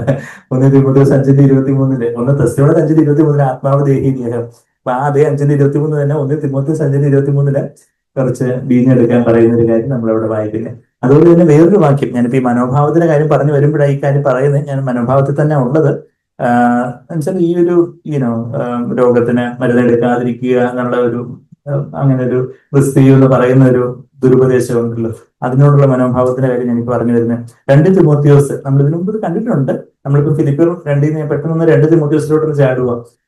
പൗലോസിന്റെ ഏറ്റവും അവസാനത്തെ ലേഖനം ഏതാ? Last letter that Paul wrote, 2 Timothy. അപ്പൊ പൗലോസ് ഇത്രയും ഏറ്റവും വലിയ അപ്പോസ്തലന്മാരിൽ ഒരാളായിരുന്ന പൗലോസിന്റെ അവസാനത്തെ ലേഖനത്തിന്റെ അവസാനത്തെ അധ്യായത്തിന്റെ അവസാനത്തെ വാക്യങ്ങളിലേക്ക് വരുമ്പോൾ അവിടെ പൗലോസ് പറയുക, ഞാൻ ഒരാളെ ദീനനായിട്ട് സൗഖ്യമൊന്നും ഇല്ലാതെ ഒരിടത്ത് മെഡിറ്റേഴ്സിൽ വിട്ടിട്ട് വന്നേക്കുവാന്ന് പറയുന്നത്. അയ്യോ പൗലോസ് നാണക്കേട്, ഒന്നും പറയണ്ട, അങ്ങനെ ഉണ്ടെങ്കിൽ ഒന്ന് എഴുതിയൊന്നും വെക്കണ്ടായിരുന്നു നമ്മൾ പറയും. നാണക്കേട്, ഇത് മരിച്ചവരെ ഉയർത്തെഴുതിയ ആൾക്കാര് വലിയ അപ്പോസ്തലൻ. ഇപ്പൊ അവസാനത്തെ ലേഖനത്തില് ട്രോഫിമസിന്റെ കാര്യമൊക്കെ ഇങ്ങനെയൊക്കെ പച്ചയായിട്ട് എഴുതി വെച്ചാൽ ഇങ്ങനെ 2 തിമോത്തിയോസ് 4:20 വാക്യം കണ്ടോ? എരസ്തോസ് കുരിന്തിൽ താമസിച്ചു, ട്രോഫിമസിനെ ഞാൻ മിലേത്തിൽ സൗഖ്യത്തോടെ വിട്ടുപോകുന്നതാണോ? ഞാനങ്ങ് സൗഖ്യമാക്കി, ഞാൻ കൈവച്ച് പ്രാർത്ഥിച്ചു, അതിന് മുമ്പേ അവനങ്ങ് സൗഖ്യമായി, എന്നിട്ട് ഞാൻ അവിടുന്ന് മിലേത്തിരിഞ്ഞു പോകുന്നു എന്നാണ് എഴുതുന്നത്. രോഗിയായിട്ട് വിട്ടുപോകുന്നു. അതെന്താ പോലീസ്, നീ ഇത്ര കണ്ണിച്ചോരയില്ലാത്തവനാണോ? നിനക്കൊന്ന് പ്രാർത്ഥിച്ചാൽ പോയായിരുന്നു? മരിച്ചവരെ ഉയർത്തെഴുന്നേൽപ്പിച്ച ആളല്ലേ നീ? 4-ാം സ്വർഗ്ഗത്തിലോട്ട് എടുക്കപ്പെട്ട ആളല്ലേ? അതൊക്കെ ഉണ്ട്. കർത്താവ് അങ്ങനെ ഒത്തിരി സൗഖ്യങ്ങളും അത്ഭുതങ്ങളൊക്കെ എന്നോട് ചെയ്തിട്ടുണ്ട്, ശരി തന്നെ. പക്ഷെ ഞാൻ പ്രാർത്ഥിക്കുന്ന എല്ലാവരും സുഖം പ്രാപിക്കുന്നില്ല. അതാണ് എന്റെ വാസ്തവം. തിമോത്തിയോസിനെ ഏറ്റവും പ്രിയ ശിഷ്യനായിട്ട് തിമോത്തിയോസിനെ എത്ര തവണ ഞാൻ തലകൈ വെച്ച് പ്രാർത്ഥിച്ചത്. അത് കഴിഞ്ഞിട്ട് അവന്റെ ഉദരരോഗം സൗഖ്യമായില്ല, അവനോട് മരുന്നെടുക്കാൻ ഞാൻ പറഞ്ഞേക്കുക, അതറിയത്തില്ല. ഇപ്പം ട്രോഫിമസ് അവന്റെ മിലയത്തില് ഞാൻ പലതവണ പ്രാർത്ഥിച്ചു. പൗലോസിന് സഹപ്രവർത്തനായിരുന്ന എപ്പഫ്രാദിത്തോസ് മരണത്തിന്റെ അടുത്തോളം അവൻ രോഗിയായി തീർന്ന കാര്യമൊക്കെ മരണത്തിന് അടുത്തോളം വരെ കാത്തിരുന്നായിരുന്നു. ഒത്തിരി തവണ പ്രാർത്ഥിച്ചു കാണും. പക്ഷെ എപ്പഫ്രാദിത്തോസിന് സൗഖ്യം ലഭിച്ചില്ല. അത് നമ്മൾ ഫിലിപ്പിയർ 2-ാം അധ്യായത്തിന് അവസാനം, ഇപ്പൊ നമ്മൾ ഫിലിപ്പിയർ 2-ാം അധ്യായത്തിലേക്കാണ് വരുന്നത്. ഫിലിപ്പിയർ 2-ാം അധ്യായത്തിന് അവസാനം അത് ഞാൻ പറഞ്ഞതെന്ന് വെച്ചാൽ ഈ മനോഭാവം, നമ്മളുടെ മനസ്സ് പുതുക്കുക എന്ന് പറയുമ്പോൾ ഓരോ എല്ലാ തരത്തിലും ഒക്കെ ഉള്ള ദൈവവചന പ്രകാരം നമ്മുടെ മനസ്സ് പുതുക്കുക. നമുക്ക് മനസ്സ് പുതുക്കാനായിട്ട് ദൈവം തന്നിരിക്കുന്ന ഉപാധി എന്താ? ഈ ദൈവവചനം. ഈ ദൈവവചനത്തിൽ എന്താ എഴുതിയിരിക്കുന്നു? അതിൽ കൂടുതലൊന്നും നമുക്ക് വലുതായിട്ട് ഒന്നും പറയാനോ ഊഹിക്കാനോ ഒന്നുമില്ല. ദൈവവചനത്തിൽ എഴുതിയിരിക്കുന്നത് എങ്ങനെയാണോ അത് ഞാൻ അതുപോലെ തന്നെ വിശ്വസിക്കുന്നു. അപ്പൊ ആ ദൈവവചന പ്രകാരമാണ് നമ്മുടെ മനസ്സ് പുതുക്കുന്നത്. നമ്മൾ രൂപാന്തരപ്പെടുമ്പോൾ പരിശുദ്ധാത്മാവ് നമ്മളുടെ ആത്മാവിലൊന്നും നിറഞ്ഞ്, പരിശുദ്ധാത്മാവ് നമ്മുടെ ആത്മാവിൽ ദേഹിയിലേക്ക് നിറഞ്ഞു ഒഴുകുമ്പോൾ ആദ്യം ദേഹിയിൽ രൂപാന്തരപ്പെടുന്ന, ആദ്യം ദേഹിയിൽ ഒരു മാറ്റം വരുന്ന എന്തിനാന്ന് ചോദിച്ചാൽ നമ്മുടെ ഈ മനസ്സെന്ന് പറയുന്നത് നമ്മുടെ മനോഭാവങ്ങള്, നമ്മുടെ ഉദ്ദേശ ലക്ഷ്യങ്ങൾ, നമ്മുടെ ചിന്തകളിലൊക്കെ ഒരു പുതുക്കം, ഒരു റിന്യൂവൽ വരും. നമ്മൾ അതുവരെ ലോകപ്രകാരം ഒരു ചിന്തിക്കുന്നതായിരിക്കും. ഈവൻ നമ്മൾ ചിലപ്പോൾ ക്രിസ്തീയ ലോകപ്രകാരം ദൈവം സൗഖ്യമാക്കണമെങ്കിൽ എല്ലാവരെയും സൗഖ്യമാക്കണം, അല്ലെങ്കിൽ സൗഖ്യമേ ഇല്ലെന്ന് പറയുന്ന ദൈവം അത്ഭുത സൗഖ്യമേ ചെയ്യത്തില്ലെന്ന് പറയുന്ന വേറൊരു എക്സ്ട്രീം ആൾക്കാരുണ്ട്. പെൻഡുലമൈറ്റിസ് എന്ന് പറയുന്നത്, പെൻഡുലത്തിന്റെ ഒരു സൈഡില് എല്ലാവരെയും സൗഖ്യമാക്കണം, ചിലർ പറയും ഒരാളെ സൗഖ്യമാക്കത്തില്ല പറയും. നമ്മൾ അത് രണ്ടും പറയുന്നില്ല. കർത്താവ് സൗഖ്യമാക്കാൻ മതിയാവില്ല, സൗഖ്യമാക്കുന്നുമുണ്ട്. എന്നാൽ ഇന്ന് നമ്മൾ കേൾക്കുന്ന പല സൗഖ്യത്തിന്റെ കഥകളൊക്കെ പലതൊക്കെ ഫേക്ക് ആയിട്ടുള്ള കാര്യങ്ങളാണ്, പലതൊക്കെ കുറച്ച് എക്സാജറേറ്റഡ് ആയിട്ടുള്ള കാര്യങ്ങളാണ്. ചിലത് അത്ഭുത സൗഖ്യങ്ങൾ ദൈവം ചെയ്യുന്നുമുണ്ട്. എന്ന് ദൈവം അത് ചെയ്യാൻ മതിയാകുന്ന നമ്മുടെ ജീവിതത്തിൽ ചെയ്തിട്ടുള്ളത്, നമ്മുടെ സൗഖ്യമാക്കിയിട്ടുള്ളതൊക്കെ നമുക്കറിയാം. എന്ന് കർത്താവ് എപ്പോഴും അത് ചെയ്യണമെന്നില്ല. നമ്മൾ ആ എപ്പഫ്രാദിത്തോസിന്റെ കാര്യവും ആ ഒരു ഫിലിപ്പിയർ 2 നമ്മൾ വരുമ്പോൾ ഫിലിപ്പിയർ 2 അതിന്റെ താഴോട്ട്, അതിന്റെ 19 മുതൽ താഴോട്ട് വായിക്കുമ്പോൾ എപ്പഫ്രാദിത്തോസിന്റെ കാര്യം നമ്മൾ വായിക്കുന്നത് 25 മുതൽ. അത് എപ്പഫ്രാദിത്തോസ് 26-ാമത്തെ വാക്യത്തിൽ അവൻ നിങ്ങളെ എല്ലാവരെയും കാണുവാൻ വാഞ്ചിച്ചും താൻ ദീനനായി കിടന്നു എന്ന് നിങ്ങൾ കേട്ടത് കൊണ്ട് വ്യസനിച്ചും ഇരുന്നു. അപ്പം എപ്പഫ്രാദിത്തോസ് പൗലോസിന്റെ ഏറ്റവും വളരെ അടുത്ത സഹപ്രവർത്തകന് ദീനമായിട്ട് കിടന്നു. ഫിലിപ്പിയർ 2:26 ഞാൻ വായിച്ചത്, 26. അപ്പൊ താൻ ദീനമായി കിടന്നു. ഹി വാസ്, നിങ്ങളത് കേട്ടല്ലോ എന്ന് ഓർത്ത്, നിങ്ങൾക്കത് പ്രയാസം ഉണ്ടായല്ലോ എന്ന് ഓർത്ത് വ്യസനിച്ചു. അത്രമാത്രം എപ്പഫ്രാദിത്തോസ് ഞാൻ ദിനമായിട്ട് കിടന്നു, അത് ഞാനങ്ങനെ ഞാൻ സൗഖ്യമായിട്ടുള്ളൂ, അതിനെക്കുറിച്ച് നിങ്ങളൊന്നും വിഷമിക്കണ്ട, നിങ്ങളൊന്നും അറിഞ്ഞു പോയല്ലോ. അപ്പൊ നിങ്ങൾക്ക് ഒരു വിഷമം വന്നല്ലോ എന്ന് ഓർത്താണ് എപ്പഫ്രാദിത്തോസിന്റെ വിഷമം. ആ ഒരു കാര്യം മനസ്സിലായി. നമ്മൾ പലപ്പോഴും പ്രസംഗിക്കുന്ന, ഓ ഞാൻ ദീനനായിട്ട് കിടന്നു, നിങ്ങൾ ആരും എന്നെ ഒന്നും കണ്ടില്ല, വന്ന് പ്രാർത്ഥിച്ചില്ല, എനിക്കൊരു ഓറഞ്ച് ആപ്പിൾ വാങ്ങിച്ചുകൊണ്ട് തന്നില്ല എന്ന് പറഞ്ഞായിരിക്കും നമ്മളുടെ പരിഭവം. എന്നാൽ എപ്പഫ്രാദിത്തോസിന്റെ പരിഭവം എന്താ? അയ്യോ നിങ്ങൾ അറിഞ്ഞല്ലോ, എന്നുവെച്ചാൽ അത് നിങ്ങൾ അറിഞ്ഞ് നിങ്ങൾക്ക് വിഷമവും ബുദ്ധിമുട്ടും ഒക്കെ ആയല്ലോ, അത് ഞാൻ കർത്താവ് ഞാൻ സൗഖ്യം ആയിക്കോളാം.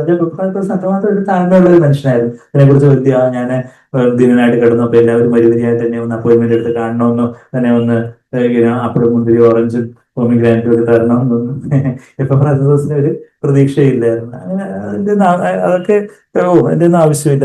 അത് കഴിഞ്ഞിട്ട് പറഞ്ഞിട്ട് അതിന്റെ 27ാമത്തെ വാക്യം, അവന്റെ ദീനം എന്താ? ജലദോഷം പനിയായിരുന്നോ? എന്താ? അവൻ ദീനം പിടിച്ച് മരിക്കാറായിരുന്നു. ഓൾമോസ്റ്റ് ICU കയറ്റി വെന്റിലേറ്ററിൽ ആക്കിയതുപോലെ ആയിരുന്നു എന്നുള്ള രീതിയിൽ പറയാം, ഇന്നത്തെ ഭാഷയിൽ പറയാം. ദീനം പിടിച്ച് ആരാ മരിക്കാറായിരുന്നേ?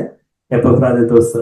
അതാ നമ്മുടെ 27ാമത്തെ വാക്യത്തിൽ, for indeed he was sick to the point of death but God had mercy of him. ദൈവത്തിന് അവനോട് കരുണ ചെയ്ത്, അവനോട് മാത്രമല്ല എനിക്ക് ദുഃഖത്തിന്മേൽ ദുഃഖം വരാതിരിക്കുവാൻ എന്നോട് കരുണ ചെയ്തപ്പം അവിടെയൊക്കെ അത്ര മരിക്കാറാവുന്നവരെ സൗഖ്യം ഇതാവണമെന്ന് പൗലോസ് എത്ര തവണ പ്രാർത്ഥിച്ചതാണ്, അവരെല്ലാം ഉപവസിച്ച് പ്രാർത്ഥിച്ചതാണ്. പക്ഷെ അപ്പോഴൊന്നും സൗഖ്യം കൊടുത്തില്ല. എന്നാൽ അവസാനം സൗഖ്യം കൊടുത്തു. ഞാൻ പറഞ്ഞു വെച്ചാല് സൗഖ്യം എപ്പോഴും, അത്ഭുത സൗഖ്യം എപ്പോഴും യുനോ എന്താ, കർത്താവിന്റെ അടുക്കിലേക്ക് വന്നവരെല്ലാം കർത്താവ് സൗഖ്യമാക്കി എന്നൊക്കെ നമ്മുടെ മത്തായി 12 നമ്മൾ വായിക്കുന്നുണ്ട്. എന്നാൽ ബാക്കി ശിഷ്യന്മാര്, അപ്പോസ്തലന്മാര് അവരുടെ തൂവാല കൊണ്ടുവരെയും സൗഖ്യമായതും നിഴല് ഏറ്റവും സൗഖ്യമായതും ഒക്കെ നമ്മൾ വായിക്കുന്നുണ്ടെങ്കിൽ പോലും ഏറ്റവും വലിയ അപ്പോസ്തലന്മാരാണ്, ഏറ്റവും വിദഗ്ധരായിട്ടുള്ള അപ്പോസ്തലന്മാരാണ് പൗലോസിനെ പോലും എല്ലാവരെയും സൗഖ്യമാക്കാൻ കഴിഞ്ഞില്ല എന്നുള്ളൊരു യാഥാർത്ഥ്യം. ഞാൻ പറഞ്ഞ മനസ്സ് പുതുക്കുക എന്ന് പറയുമ്പോൾ ഈ ഒരു ആറ്റിറ്റ്യൂഡ്, എന്താ, ദൈവദിന സത്യങ്ങളോടുള്ള ആറ്റിറ്റ്യൂഡ്, പല ഉപദേശങ്ങളും പല പഠിപ്പീലുകളും പല കാര്യങ്ങളൊക്കെ വരുമ്പോൾ നമ്മളുടെ മനസ്സ് അതിനനുസരിച്ച് പുതുക്കപ്പെടുന്നുണ്ടോ? നമ്മള്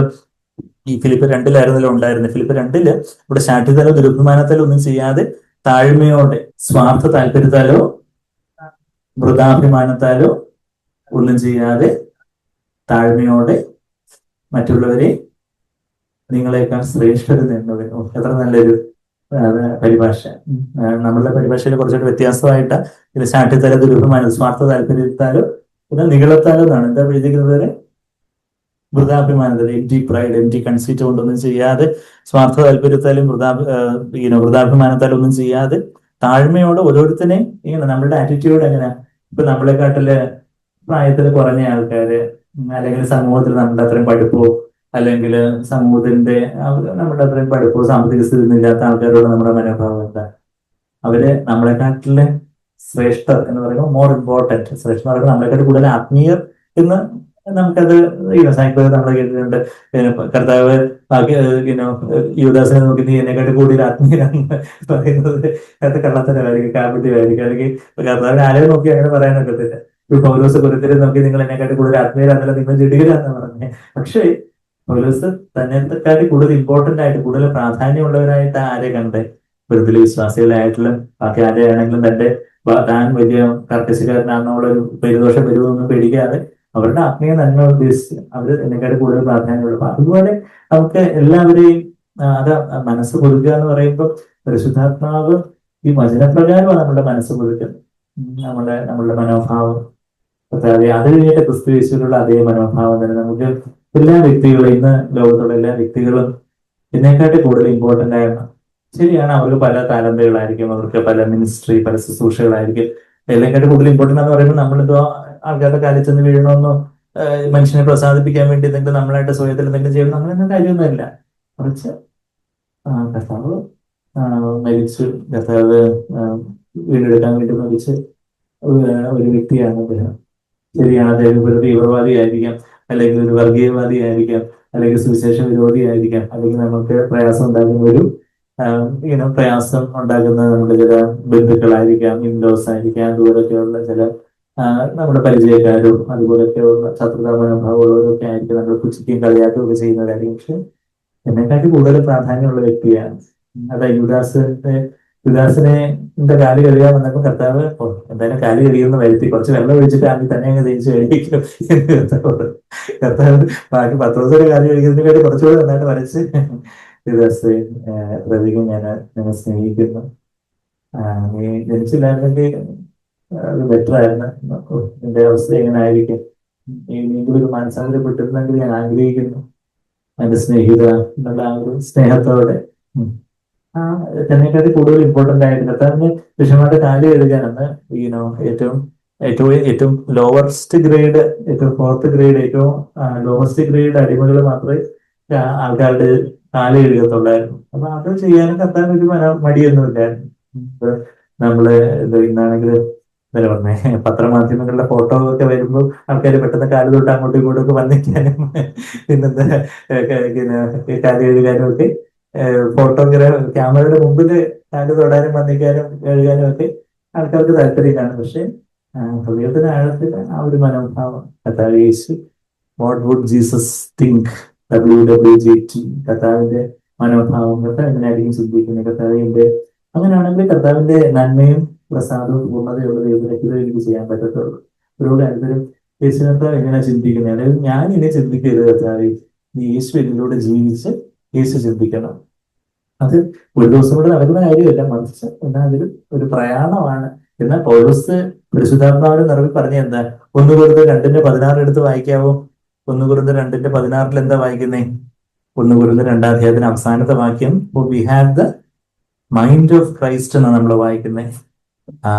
എന്താ, നാമോ ക്രിസ്തുവിൽ, ശരിക്കും പറഞ്ഞാൽ നാമോ എന്നുള്ളതിനെ കേട്ട് നല്ല ട്രാൻസ്ലേഷൻ, ഞങ്ങൾക്കോ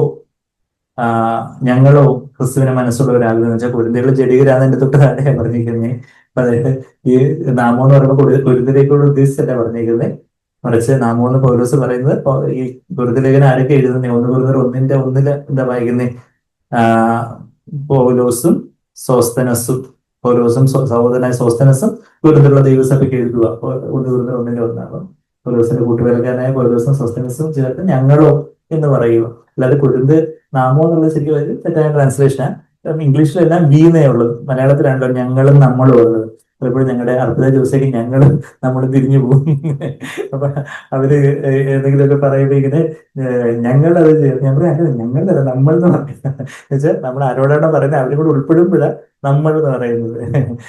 ഞങ്ങൾ എന്ന് പറയുമ്പോൾ നമ്മൾ ആരോടാണ് പറയുന്നത് അവർ ഉൾപ്പെടുന്നില്ല, ഞങ്ങൾ അവിടെ പോവുക, നമ്മൾ അവിടെ പോകുന്ന പറയുന്ന ആളും കൂടെ. ഇത് ഏറ്റവും ബേസിക് മലയാളം നമുക്ക് തോന്നിയെന്ന നമ്മുടെ അർദ്ധ ദിവസത്തേക്ക് അവര് തമിഴ്നാട്ടിൽ ജനിച്ചു വളർന്ന കുഞ്ഞുങ്ങളായതുകൊണ്ട് അവർക്ക് മലയാളം ഒക്കെ. അപ്പൊ ഞാൻ പറഞ്ഞതെന്ന് വെച്ചാല് ഞങ്ങളോ, അപ്പൊ അവിടെ പൗലോസ് പറയുക, പൗലോസ് സ്വയമായിട്ട് പറയുവാണ്, പരിശുദ്ധാത്മാവ് പറയും ഞങ്ങൾ ക്രിസ്തുവിനെ മനസ്സുള്ളവരാകുന്നു എന്ന് പറയാൻ തക്കവണ്ണം ഉള്ളൊരു രൂപാന്തരം ഒരു മനുഷ്യനുണ്ടായിരുന്നു എന്ന് പറഞ്ഞാൽ എന്തുവാ? പൗലോസ് പൂർണ്ണനായിരുന്നു പൗലോസ് തന്നെ പറയുന്നുണ്ട്, ഫിലിപ്പിയർ 3:12 ഞാൻ പൂർണ്ണനായിട്ടൊന്നുമല്ല, ഞാൻ പിടിക്കാമോ എന്ന് വെച്ച് പോകുന്നേ ഉള്ളൂ. പക്ഷെ പൗലോസ് ഉള്ള വെളിച്ചത്തില് പൗലോസിന്റെ മനസ്സിൽ വേറെ അജണ്ടയൊന്നുമില്ല. പൗലോസ് ക്രൂശിക്കപ്പെട്ടു, ക്രിസ്തു അതിനിൽ ജീവിക്കുന്നത്, ക്രിസ്തു അതിനിൽ ചിന്തിക്കുന്നത്, ക്രിസ്തു അതിനിൽ സംസാരിക്കുന്നത്. ആ ഒരു എത്ര വലിയൊരു ആത്മീയ ഉയരമാണത് അല്ലെ? നമുക്ക് എത്ര വലിയൊരു വെല്ലുവിളിയാണ് എന്റെ ജീവിതത്തില് ഞാനോ ക്രിസ്തുവിനോട് ക്രൂശിക്കാതെ അവിടെ ആ ഒരു ക്രൂശിന്റെ വഴിയിൽ അത് സാധിക്കത്തുള്ളൂ. ക്രിസ്തു എന്നിൽ ജീവിക്കണം. ഇതിനകത്ത് 2:20 നമുക്ക് എല്ലാവർക്കും അറിയാം. ഞാൻ വീണ്ടും വീണ്ടും ആ വാക്യം എടുക്കേണ്ട കാര്യമില്ല. എന്താ പറയുന്നത്? I am crucified, I have been crucified with Christ. Ego sister ആവോ, ഞാന് എന്റെ ഇഷ്ടമൊന്നും വേണ്ട എന്ന് പറഞ്ഞ് ഞാൻ എല്ലാത്തിനും ഒരു വട്ടപൂജ്യമായിട്ട് താഴ്ത്തി ഏൽപ്പിക്കുമ്പോൾ ദുഷ്ടാത്മാവിന്റെ ആത്മാവിലേക്ക് ഒന്ന് നിറഞ്ഞ് എന്റെ ചിന്തകള്, എന്റെ മനോഭാവങ്ങള്, എന്നിൽ ആരാ ജീവിക്കുന്നത്? എന്നിലെ ക്രിസ്തുവ ജീവിക്കുന്നത്. അപ്പൊ പെട്ടെന്ന് ഒരു കാര്യം ഉണ്ടാവുന്നു, പെട്ടെന്നൊരു ഞാൻ തന്നെ കഴിഞ്ഞ പ്രാവശ്യം പൊട്ടിത്തുന്നത് തിരിച്ചിങ്ങോട്ട് വന്നപ്പോ വളരെ ബസ്സിന്റെ അനുഭവം എനിക്കെന്നെ എന്തെങ്കിലും തോന്നിയത്, അവരിങ്ങനെ നമ്മളിങ്ങനെ ചേർത്ത് കോർണർ ചെയ്യാൻ വേണ്ടി നമ്മള് എന്തെങ്കിലും അവര് നേരത്തെ ചിലപ്പോ ഫോൺ അടിക്കുന്നുണ്ടായിരുന്നു, നമുക്ക് അറിയത്തില്ല. ഞാൻ ഇങ്ങനെ പാട്ടൊക്കെ കേട്ട് ഇങ്ങനെ നമ്മൾ പോവുകയാണല്ലേ, അവർക്ക് ഒരു ഇറിറ്റേഷൻ വന്ന് അല്ലെങ്കിൽ അവര് സൈഡ് കൊടുക്കാനായിട്ട്.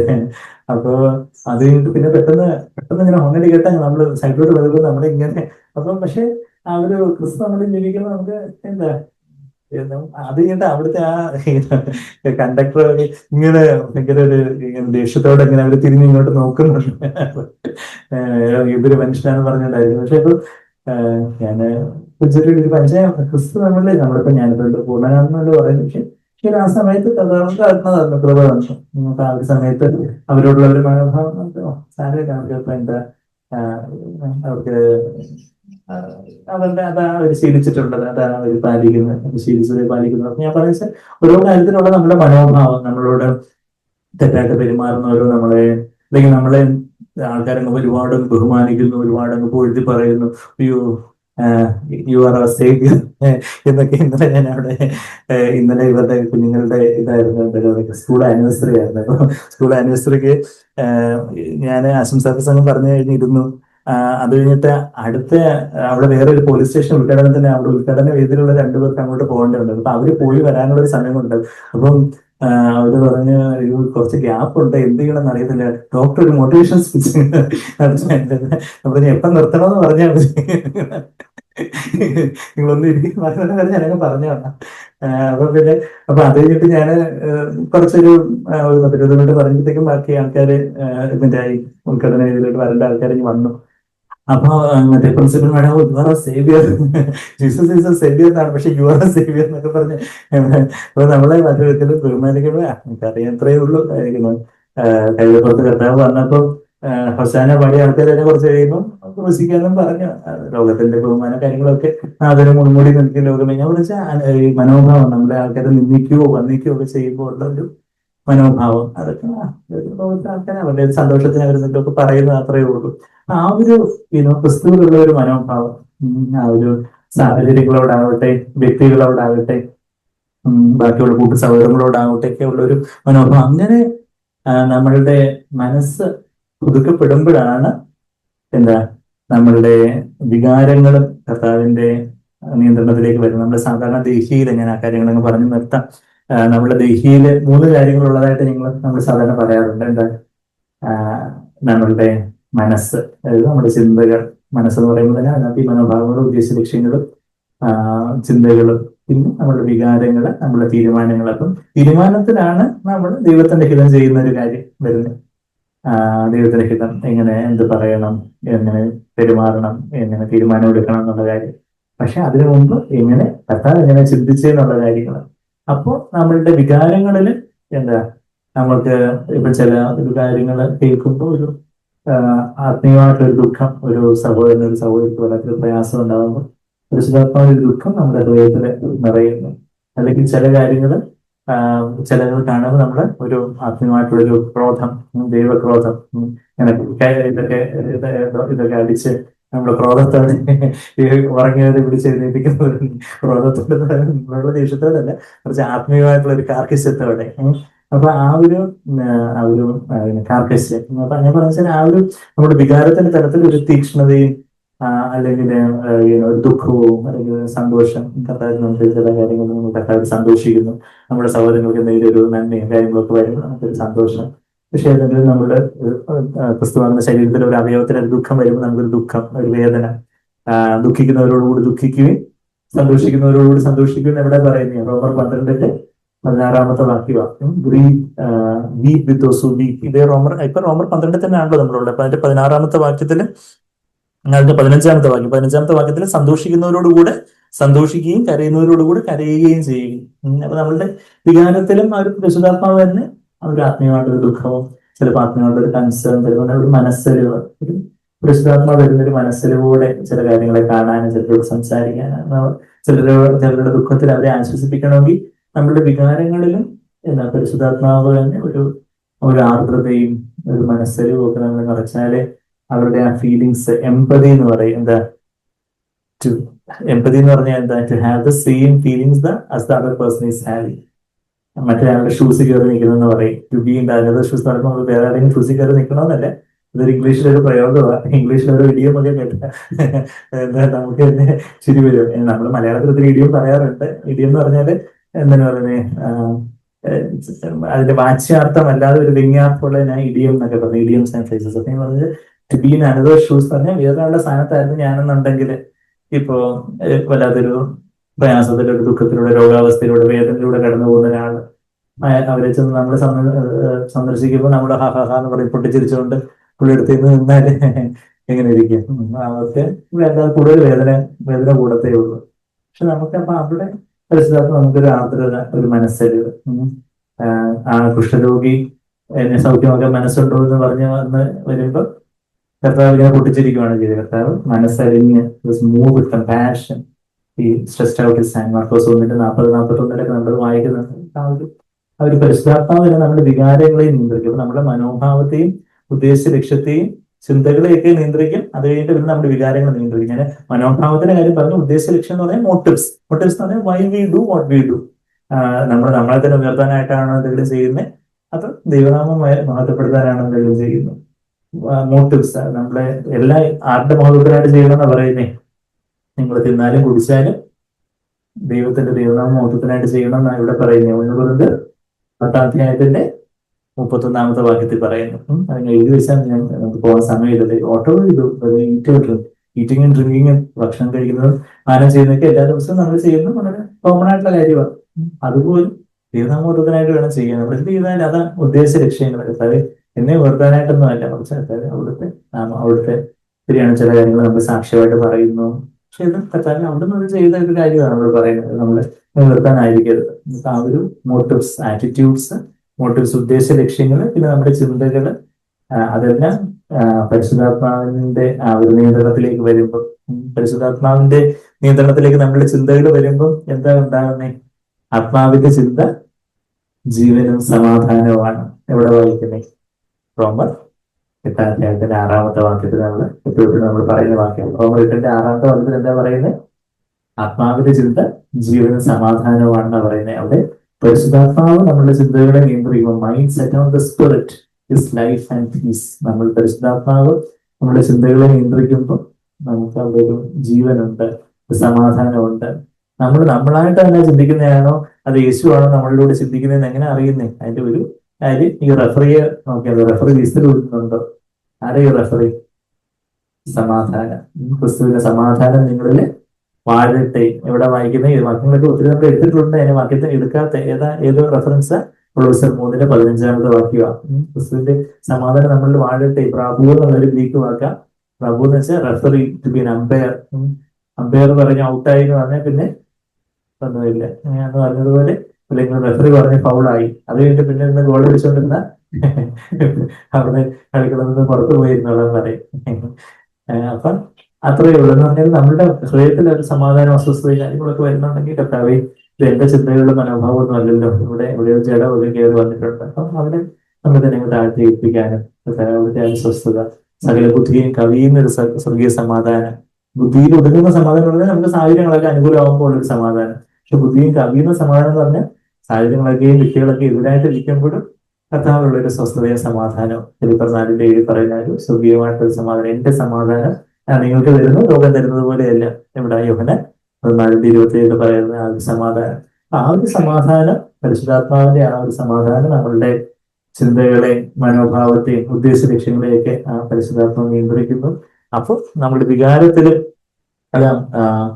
തോട്ട്സ്, ഇമോഷൻസ്, ബിഹേവിയർ എന്ന് പറയാൻ ദൈവത്തിന്റെ ഇഷ്ടം ചെയ്യുന്നൊരു കാര്യം. അപ്പൊ അങ്ങനെ ആകുമ്പോഴാണ് നമ്മുടെ വില്ലിലും നമ്മളുടെ തോട്ട്സ് റിന്യൂഡ് ആകുമ്പോഴാണ് നമ്മുടെ ചിന്തകൾ പുതുക്കപ്പെടുമ്പോഴാണ് നമ്മൾ രൂപാന്തരപ്പെട്ട് നമ്മുടെ ചിന്തകൾ, മനസ്സ് പുതുക്കപ്പെടുന്നു.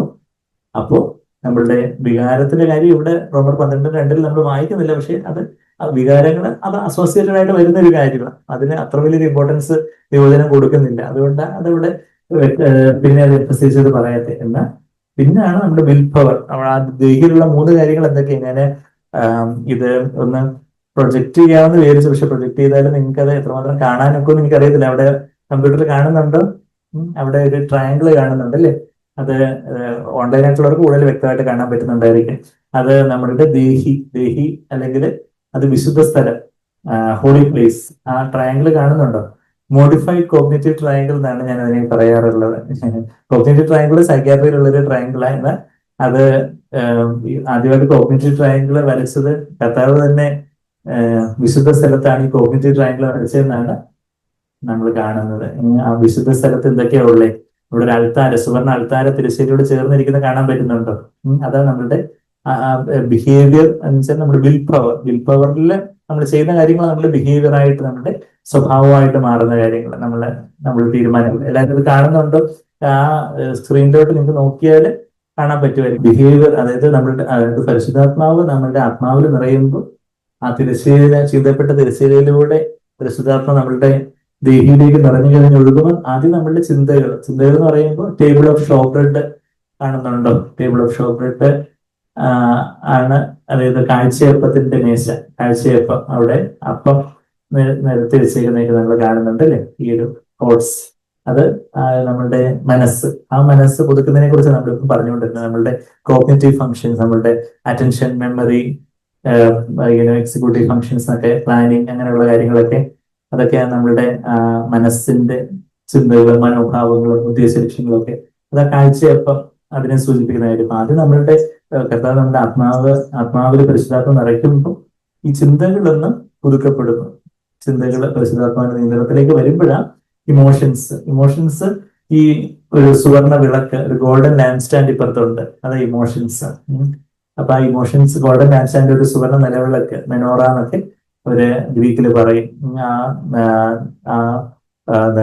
ഒരു പൊൻ നിലവിളക്ക്, അത് ഗോൾഡൻ ലാമ്പ് സ്റ്റാൻഡ് കാണുന്നില്ലേ, അതാണ് ഇപ്പം നിലവിളക്കില് അഗ്നി പൊങ്ങിയതാണോ ഒക്കെ ഇരിക്കുന്നത് പോലെ നമ്മുടെ വികാരങ്ങൾ കുറച്ച് അങ്ങോട്ടും ഇങ്ങോട്ടും ഒക്കെ ചാഞ്ചാട്ടം ഒക്കെ ഉണ്ടാവും. പക്ഷെ അത് പരിശുദ്ധാത്മാവിന്റെ നേതൃത്വത്തിലേക്ക് അങ്ങ് വന്നോളൂ. മനസ്സ് പുതുക്കപ്പെടുന്നു എന്നുള്ള കാര്യം നമ്മൾ ഉറപ്പുവരുത്തുക.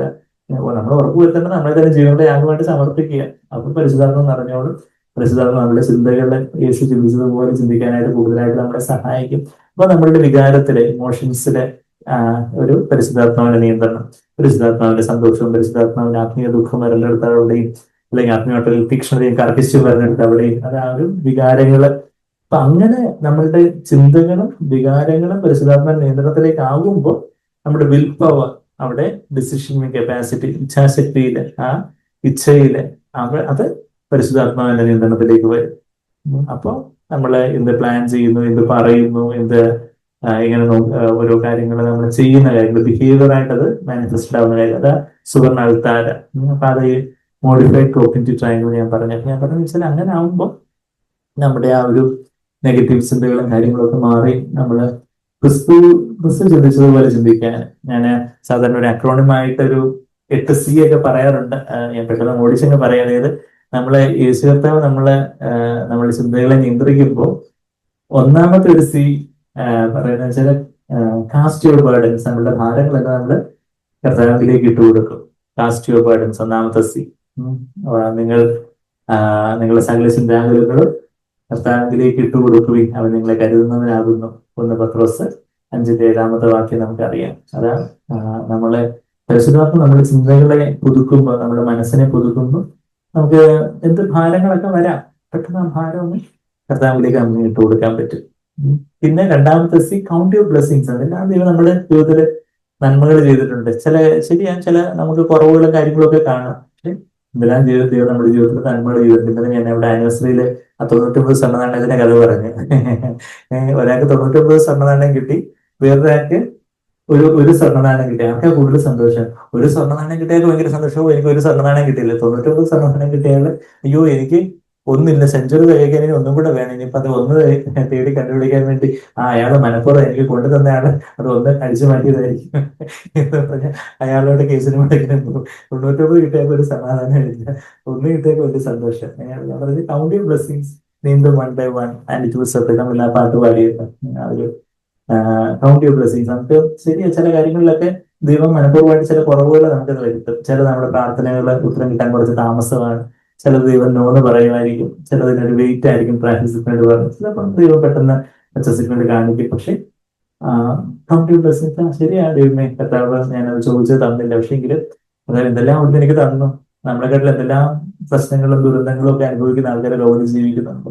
യുദ്ധമുഖത്തും ഭൂകമ്പവും ഒക്കെ ഉള്ള ഇടങ്ങളിലൊക്കെ ആൾക്കാർ എന്തെല്ലാം കഷ്ടപ്പാടുകളും വേദനകളും, എന്തെല്ലാം രോഗത്തില് ഉള്ള, നമ്മൾ തന്നെ കൂട്ടുസൗകര്യങ്ങൾ എത്ര പേരൊക്കെ പല രോഗത്തിലും വേദനയിലും ഒക്കെ ആയിരിക്കുന്നു. അപ്പം ദൈവം നമുക്ക് എന്തെല്ലാം ആരോഗ്യവും ബലവും ഒക്കെ തന്നിട്ടുണ്ട്. അതിനെക്കുറിച്ച് നമുക്കൊരു നന്ദിയുണ്ട്.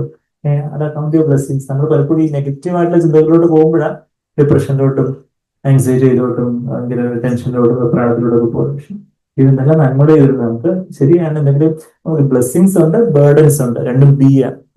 ബേർഡൻസ് തന്നെ അങ്ങോട്ട് ഇടുന്ന, ബ്ലെസ്സിങ്സിനായിട്ട് ദൈവത്തിന് നന്ദി പറയണം. അതാണ് നമ്മളിപ്പോ 2C പറഞ്ഞു. എന്തൊക്കെയാ? Cast your burdens, count your blessings. പിന്നെ മൂന്നാമത്തെ C, sovereign control of the Lord. ദൈവത്തിന്റെ കൺട്രോളിലാണ് എല്ലാം. C, sovereign control of the Lord. Without his knowledge and permission nothing happens. കർത്താവിന്റെ അറിവോ അനുവാദമോ ഇല്ലാതെ എന്തെങ്കിലും സംഭവിക്കും. ചില കാര്യങ്ങൾ പെട്ടെന്ന് സംഭവിച്ചു, അയ്യോ ദൈവമേ, നമുക്ക് ഷോക്ക് ആയിരിക്കും. പക്ഷെ ദൈവത്തിന്റെ അറിവോ അനുവാദമോ ഇല്ലാതെ നമ്മുടെ ജീവിതത്തിൽ എന്തെങ്കിലും സംഭവിച്ചോ, ഇത് സംഭവിക്കാൻ സാധ്യതയുണ്ടോ? Sovereign control of the load, ദൈവത്തിന്റെ പരമാധികാരത്തിന്റെ നിയന്ത്രണത്തിലാണ് എല്ലാം സംഭവിക്കുന്നത്. കർത്താവിന്റെ അറിവോ അനുവാദമോ ഉള്ളത് ഒന്നും നടക്കുന്നില്ല. അതാ മൂന്നാമത്തെ സ്ഥിതി, ദൈവത്തിന്റെ കൺട്രോളിലായില്ല എന്നുള്ളൊരു കാര്യം. നമ്മുടെ മനസ്സ് പുതുക്കുമ്പോൾ, നമ്മളുടെ മനസ്സ് പരിശുദ്ധാത്മാ പുതുക്കപ്പെടുമ്പോൾ എന്ത് സംഭവിച്ചാലും കർത്താവ് അറിയാതെ അനുവദിക്കാതെ എന്തായാലും സംഭവിക്കില്ല. ശരിയാണ്. പെട്ടെന്ന് നമ്മുടെ ചിലപ്പോൾ ഫോൺ വിളിച്ച് അയ്യോ സന്ദീപ് ഇട്ട എന്തെങ്കിലും കാരണത്തില്ല ഞാൻ അപ്പൊ പെട്ടെന്ന് മനസ്സിലാച്ച അതിന്റെ ദൈവം അറിയാതെ അനുവദിക്കാതെ പറഞ്ഞു കുഴപ്പമില്ല, എന്തായാലും കൂടുതലായിട്ട് പറഞ്ഞു, ഒന്നും കാണാത്തില്ല, പറഞ്ഞു വരും അത്രേ ഉള്ളായിരുന്നു. ഇതൊക്കെ ആദ്യം പറഞ്ഞാൽ പോരായിരുന്നു. സോവറൻ കൺട്രോൾ അതിലുണ്ട്, ദൈവത്തിന് ആ ഒരു മുൻകൂർ ചേട്ടൻ നമുക്കുണ്ട്. അപ്പൊ അത് മൂന്നാമത്തെ സി. നാലാമത്തെ C, consider from A higher long term heavenly perspective.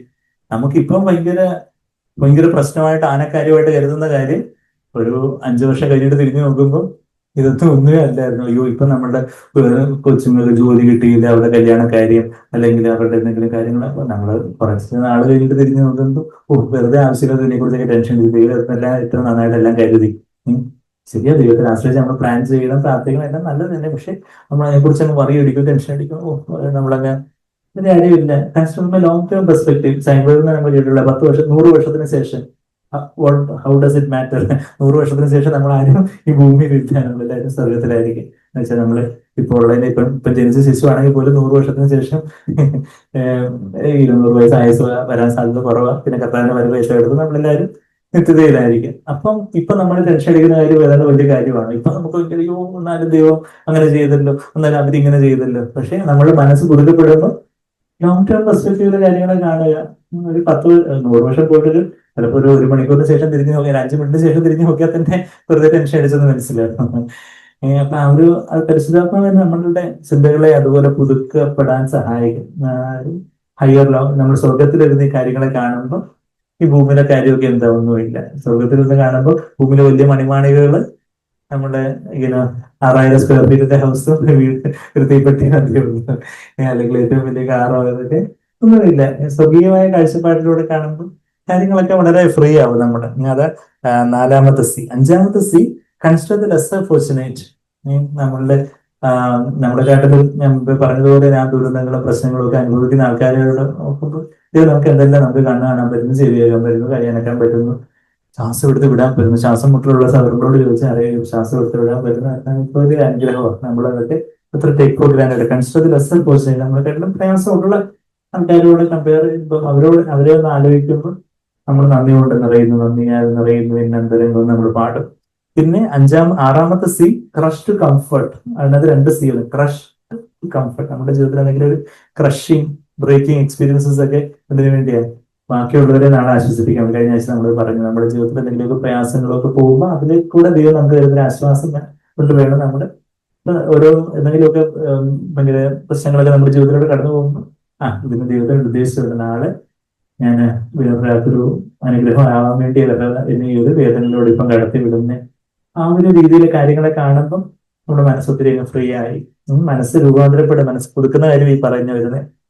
7ാമത്തെ കാര്യം, കൺഫോം ടു ഹിസ് ലൈക്നെസ്. നമ്മൾ CFC സഭകളെല്ലാം അറിയാം, അവന്റെ സ്വരൂപത്തോട് അനുരൂപപ്പെടാൻ വേണ്ടിയാണ്. ഫസ്റ്റ് കംഫർട്ട് എന്നുള്ളത് നമ്മൾ 2 Corinthians 1:3-4 നമ്മൾ കഴിഞ്ഞ ആഴ്ച പറഞ്ഞു. 2 Corinthians 1:3-4 ആ ഒരു കർത്താവ് തരുന്ന ആശ്വാസം കൊണ്ട് നമ്മൾ മറ്റുള്ളവരെ ആശ്വസിപ്പിക്കണം എന്ന് പറഞ്ഞ കാര്യം. പിന്നെ കൺഫോം ടു ഹിസ് ലൈക്നെസ്, കർത്താവിന്റെ സ്വരൂപത്തോടെ. 7ാമത്തെ സി, എന്ത് സംഭവിച്ചാലും യേശുവിനെ പോലെ തന്നെ ആക്കി തീർക്കാൻ വേണ്ടി അത് ഉപയോഗിച്ചിരുന്നു. ശരിയാണെങ്കിൽ പ്രയാസമുള്ളൊരു ജീവിത പങ്കാളിയായിരിക്കും ഒരു ഭർത്താവ്, ഭാര്യ, മക്കളൊക്കെ. നമ്മൾ പ്രതീക്ഷിക്കുന്ന അത്രയും കാര്യങ്ങളിൽ ചിലപ്പോൾ നമുക്കൊരു ഹെൽപ്പോ ബ്ലെസ്സിങ്ങോ ആയിരിക്കത്തില്ല, അല്ലെങ്കിൽ ചിലപ്പോൾ നമ്മുടെ അയലോകത്തുകാരോ നമ്മുടെ ബന്ധുക്കളോ ഒക്കെ നമ്മളെ ശരി. പക്ഷെ ഇതിലൂടെയൊക്കെ എന്നെ യേശുവിനെ പോലെ ആക്കി തീർക്കാൻ വേണ്ടി, യേശുവെ പോലെ ആകുവാൻ, യേശുവിൻ വാക്കിലാക്കുവാൻ, കൺഫോം ടു ഹിസ് ലൈക്നെസ്. പിന്നെ 8ാമത്തെ C, closer in fellowship, closest in fellowship. കർത്താവിനോട് ഏറ്റവും അടുത്ത കൂട്ടായ്മയിലേക്ക് എന്നെ എത്തിച്ചേർക്കാൻ വേണ്ടി ദൈവം ഈ സമ്മർദ്ദം തരുന്നു. സമ്മർദ്ദം വരുമ്പം നമ്മളും കർത്താവിനും ഇടയിൽ നമ്മളെ ദൈവത്തിൽ നിന്ന് അകറ്റുന്ന സമ്മർദ്ദമായി പോകരുത്. അതെപ്പോഴാണ് ഞാൻ വിചാരിക്കുന്ന നമ്മളൊക്കെ കാര്യങ്ങൾ നടക്കണമെന്ന് വിചാരിക്കുമ്പോഴാണ് നമ്മൾ ദൈവത്തിൽ നിന്ന് അകന്നു പോകുന്ന സമ്മർദ്ദങ്ങൾ. പക്ഷെ എന്ത് സമ്മർദ്ദം വന്നാലും നമ്മളെ താഴ്ത്തി, നമ്മുടെ ഈഗോ ഒന്ന് താഴ്ത്തി ഞാനൊരു 0 ആയിട്ട് നമ്മൾ തന്നെ ഏൽപ്പിച്ചു കൊടുക്കുമ്പോൾ ആ സമ്മർദ്ദം അങ്ങ് കർത്താവിലേക്ക് നമ്മളെ കൂടുതൽ അടുപ്പിക്കും. ശരിയാ, പരീക്ഷയുടെ സമ്മർദ്ദമായിരിക്കും. നീറ്റ് എൻട്രൻസ് വരുന്നു, ഞാൻ എന്ത് ചെയ്യും, പഠിച്ചതെല്ലാം മറന്നുപോയി, പരീക്ഷ തൊട്ടിലേക്ക് എന്നായിരിക്കും നമ്മൾ വിചാരിക്കുന്നത്. പക്ഷേ കർത്താവിലേക്ക് ഈ സമ്മർദ്ദം തന്നെ കൂടുതൽ അടുപ്പിക്കണം, ഞാൻ കർത്താവിനെ കൂടുതൽ അറിയണം, കൂടുതൽ ഞാൻ കർത്താവിനെ ആശ്രയിക്കണം, അല്ലെങ്കിൽ വേറെ പല രീതിയിലുള്ള സമ്മർദ്ദങ്ങളും പ്രശ്നങ്ങളും ഒക്കെ എല്ലാം പ്രോസസ്സിംഗ് ഫെലോഷിപ്പ്. അങ്ങനെ കർത്താവിനെ പോലെ ഈ ഒരു 8C നമ്മൾ വായിച്ചു. അതുപോലെ ആ ഒരു പാപത്തോടുള്ള മനോഭാവം, കോപം, മോഹം, ആകുല ചിന്തകള്, അതുപോലെ ഓരോ കാര്യത്തിലൊക്കെ ആ ഒരു കർത്താവിനെ പോലെ ആ ഒരു നിർമ്മലതയോടെ ഇതരലിംഗതപ്പെട്ടവരോടുള്ള മനോഭാവത്തിലുള്ള ആ ഒരു പ്യൂരിറ്റി, ആ ഒരു നിർമ്മലത, പരിശുദ്ധി, അതെല്ലാം കർത്താവെ അവിടുന്ന് എങ്ങനെ ആ കാര്യങ്ങളെ നോക്കി കാണണം, അതുപോലെ കാര്യങ്ങളെ നോക്കി കാണുവാൻ ആ ഒരു കർത്താവെ അങ്ങ് ആ ഒരു പരിശുദ്ധിയോടെ ഓരോ കാര്യം ചെയ്തതുപോലെ, നിർമ്മലതയോടെ, നിസ്വാർത്ഥതയോടെ, താഴ്മയോടെ ചെയ്തതുപോലെ, അങ്ങനെ നമ്മൾ രൂപാന്തരപ്പെട്ട് ആത്മാവിൽ മറുരൂപപ്പെട്ട് നമ്മുടെ മനസ്സ് പുതുക്കപ്പെടുമ്പോഴാണ് പരിശുദ്ധാത്മ നമ്മുടെ മനസ്സ് പുതുക്കുമ്പോഴാണ് നമ്മുടെ വികാരങ്ങളും അതേ കൺട്രോളിൽ, പരിശുദ്ധാത്മാവിന്റെ കൺട്രോളിൽ വരുമ്പോൾ കർത്താവിന്റെ നന്മയും പ്രസാദവും പൂർണ്ണതയുള്ള ദൈവത്തിനും തിരിച്ചറിയാനും അത് പ്രൂവ് ചെയ്യാനും ഒക്കെ നമുക്ക് പറ്റും. കാര്യത്തില് ഏതൊരളവിൽ നമ്മളുടെ മനസ്സ് പുതുക്കപ്പെടുന്നോ ആ ഒരളവില് കർത്താവിന്റെ ഇത് നമുക്ക് ചെയ്യാൻ പറ്റത്തുള്ളൂ. അതുകൊണ്ട് കർത്താവി അങ്ങ് ചിന്തിച്ചതുപോലെ ചിന്തിക്കാൻ എന്നെ സഹായിക്കണമേ, അങ്ങനെ എന്നെ ചിന്തിക്കണേ കർത്താവി, അങ്ങ് എന്നോട് ജീവിച്ചായിട്ട് നാട്ടിൽ ഇതിനെ ഏൽപ്പിച്ചു കൊടുക്കാൻ കർത്താവ് നമ്മളെ സഹായിക്കട്ടെ. ജയവീരനായിട്ട് കർത്താവുണ്ട്. നാളെ കുറിച്ച് നനച്ച് നടുങ്ങേണ്ട കാര്യമില്ല, ദുഃഖവേളകൾ വരുമെന്ന് കലങ്ങേണ്ട കാര്യമില്ല. കാലമെല്ലാം ഉള്ള മനുവേലൻ കരുതാതെ കൈവിടുമോ? അവിടുത്തെ അറിവില്ലാതെ അനുവാദമില്ലാതെ എന്തെങ്കിലും സംഭവിക്കുമോ? വാനിലെ പറവുകളുമൊക്കെയും വയലിലെ താമരയൊക്കെയും കർത്താവിൻ്റെ കരുതലിലാണെങ്കിൽ മാനവനായകൻ നമുക്ക് ഏതും നൽകാതെ മറന്നിടുമോ? നമുക്ക് അവിടെ നമ്മളെ കൈവിടുകയില്ല, വാക്ക് പറഞ്ഞവൻ മാറില്ല. കർത്താവിലുള്ള ആ ഒരു വലിയ വിശ്വാസത്തോടെ കർത്താവെ എൻ്റെ മനസ്സ്, എൻ്റെ ചിന്തകൾ, എൻ്റെ ഉദ്ദേശ ലക്ഷ്യങ്ങളും എൻ്റെ മനോഭാവങ്ങളും ഇല്ല കർത്താവ് എപ്പോഴും പരിശുദ്ധാത്മാവിന്റെ നിയന്ത്രണത്തിലായിരിക്കട്ടെ. അതിനായിട്ട് ഞാൻ എന്നെ തന്നെ കർത്താവിൽ രൂപാന്തരപ്പെടാനായിട്ട് എന്നെ തന്നെ ജീവനുള്ള യാഗമായിട്ട് തരുന്നു. അവിടുന്ന് ആത്മാവിനെ നിറച്ച് കർത്താവെ അങ്ങേപോലെ ചിന്തിക്കുവാൻ എന്നെ സഹായിക്കണമെന്നുള്ള ആ ഒരു വലിയ ധൈര്യത്തോടെ പ്രത്യാശയോടെ കർത്താവിനെ നമുക്ക് പാടാം. മനനി ചഞ്ചലമിന്ദിനാ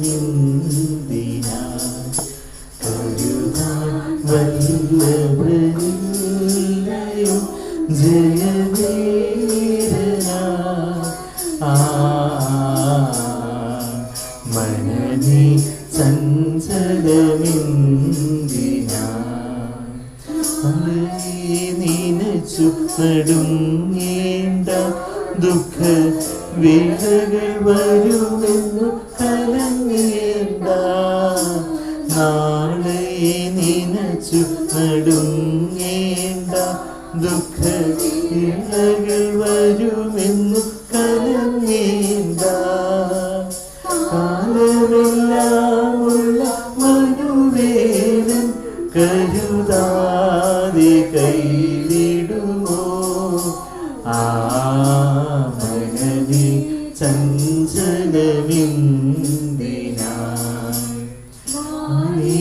പറവകൾ പുലരുന്നു നന്നായി, ഏതിലെ താമര വളരുന്നു. ആനിലെ പറവകൾ പുലരുന്നു നന്നായി, വയലിലെ താമര വളരുന്നു. ആനവനായക നമുക്കേതും നൽകാതെ മറന്നിടുമോ? മനനി ചഞ്ചലമിന്ദിനാ കൈവിടുകില്ലിനിയൊരു നാളും ഇന്നു വാക്കു പറഞ്ഞത് മാറിടുമോ? കൈവിടുകില്ലിനി ഒരു നാളും ഇന്നു വാക്കു പറഞ്ഞവൻ മാറിടുമോ? വാനവും ഭൂമിയും പോയാലും വാഗ്ദത്തം സുസ്ഥിരമാ. മനമേ ചഞ്ചലമിന്ദിനാ മുന്നമി ദൈവത്തിൻ രാജ്യവും നാമതി ഉന്നത നീതിയും തേടിയിടണം. മുന്നമി ദൈവത്തിൻ രാജ്യവും നാമതി ഉന്നത നീതിയും തേടിയിടണം. തന്നിടും നായകൻ അതിനോട് അന്നു വേണ്ടതില്ല. മനമേ ചഞ്ചലമിന്ദിനായി നിൻവഴി കർത്തനെ ഭരമേൽപ്പിക്കുക.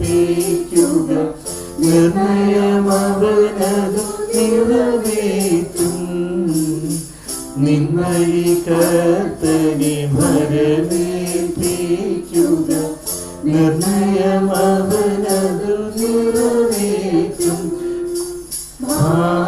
ഭാരമഹോവയിൽ വച്ചിടുകിൽ നാൾ തോറും നടത്തുവൻ.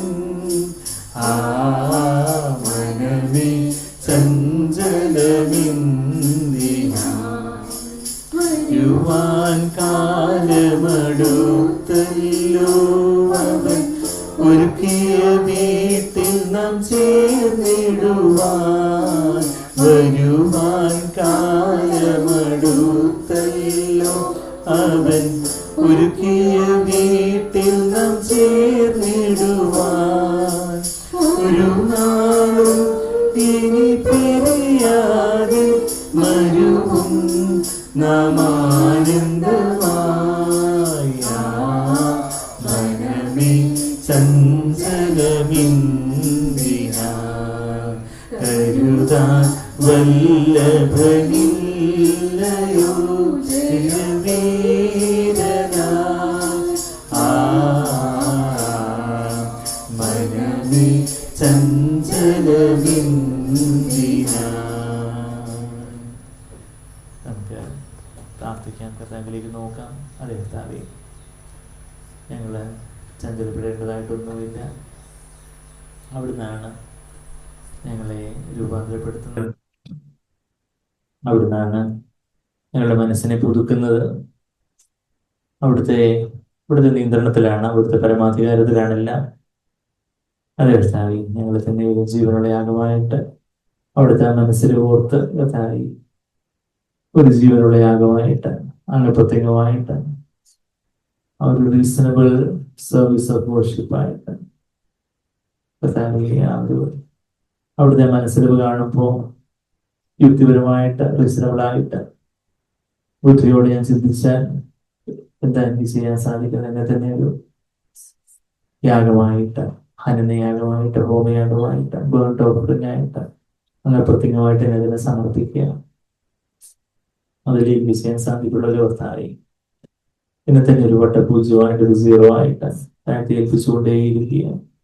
എൻ്റെ നാവ്, എൻ്റെ കണ്ണുകൾ, എൻ്റെ ചെവികൾ, എൻ്റെ മനസ്സ്, എൻ്റെ കർത്താവേ, എൻ്റെ ചിന്തകൾ, എൻ്റെ ഉദ്ദേശ ലക്ഷ്യങ്ങളും മനോഭാവങ്ങളും വികാരങ്ങളും എല്ലാം തീരുമാനങ്ങളും എല്ലാം കർത്താവെ ഞങ്ങൾ പ്രത്യേകമായിട്ട് അവിടുത്തെ മുമ്പാകെ കർത്താവെ ഇതിനെ താഴ്ത്തി എൻ്റെ ഹിതമെല്ലാം എൻ്റെ ഹിതമൊന്നും വേണ്ട പ്രിയനേ എന്ന് പറഞ്ഞ് കർത്താവിനെ താഴ്ത്തി ഏൽപ്പിക്കുമ്പോൾ പരിശുദ്ധാത്മാവിൻ്റെ ആത്മാവിലേക്ക് ഒന്ന് നിറഞ്ഞ് എൻ്റെ മനസ്സിനെ പുതുക്കുമല്ലോ, അങ്ങ് ചിന്തിച്ചതുപോലെ ചിന്തിക്കുവാനായിട്ട്.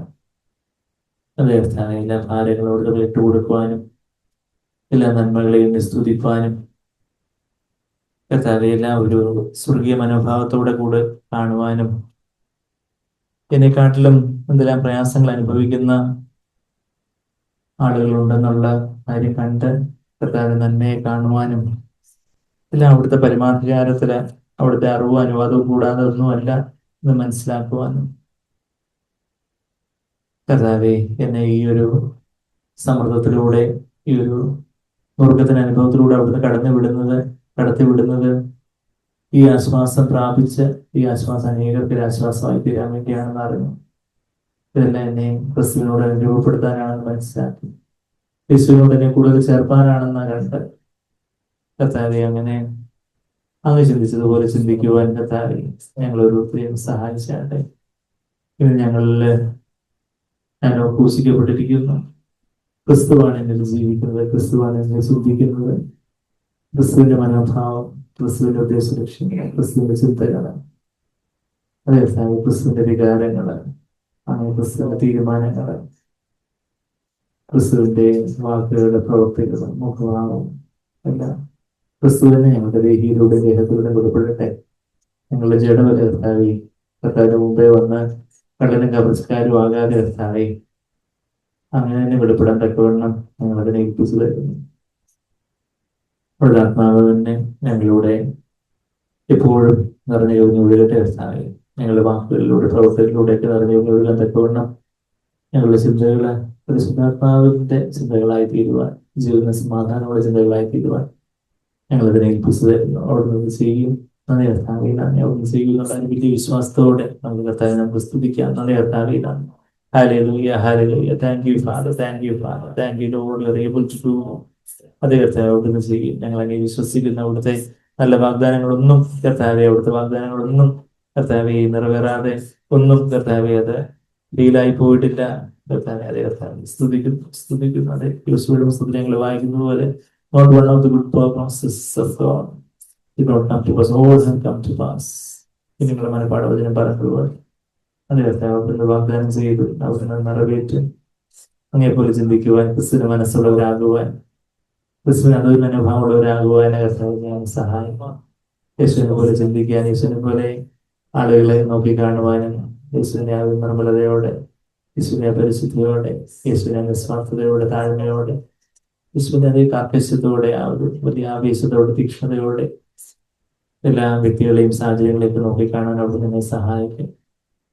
നന്ദി കർത്താവേ, നന്ദി. അവിടുന്ന് ചോദിക്കുന്നത് എനിക്ക് പരമായിട്ട് ചെയ്യും. ഞങ്ങളിലെ പ്രവർത്തിക്കുന്ന പരിശുദ്ധാത്മാവിന്റെ ശക്തിയാൽ അതിനായിട്ട് ഞങ്ങൾക്ക് ഏൽപ്പിച്ചു തരുന്നു. പ്രാർത്ഥന ചെയ്തതിനായിട്ട് നന്ദി പറയുന്നില്ല. യേശു കർത്താവിന്റെ വലിയേറിയ മധുരമുള്ള നാമത്തിൽ ആമേൻ.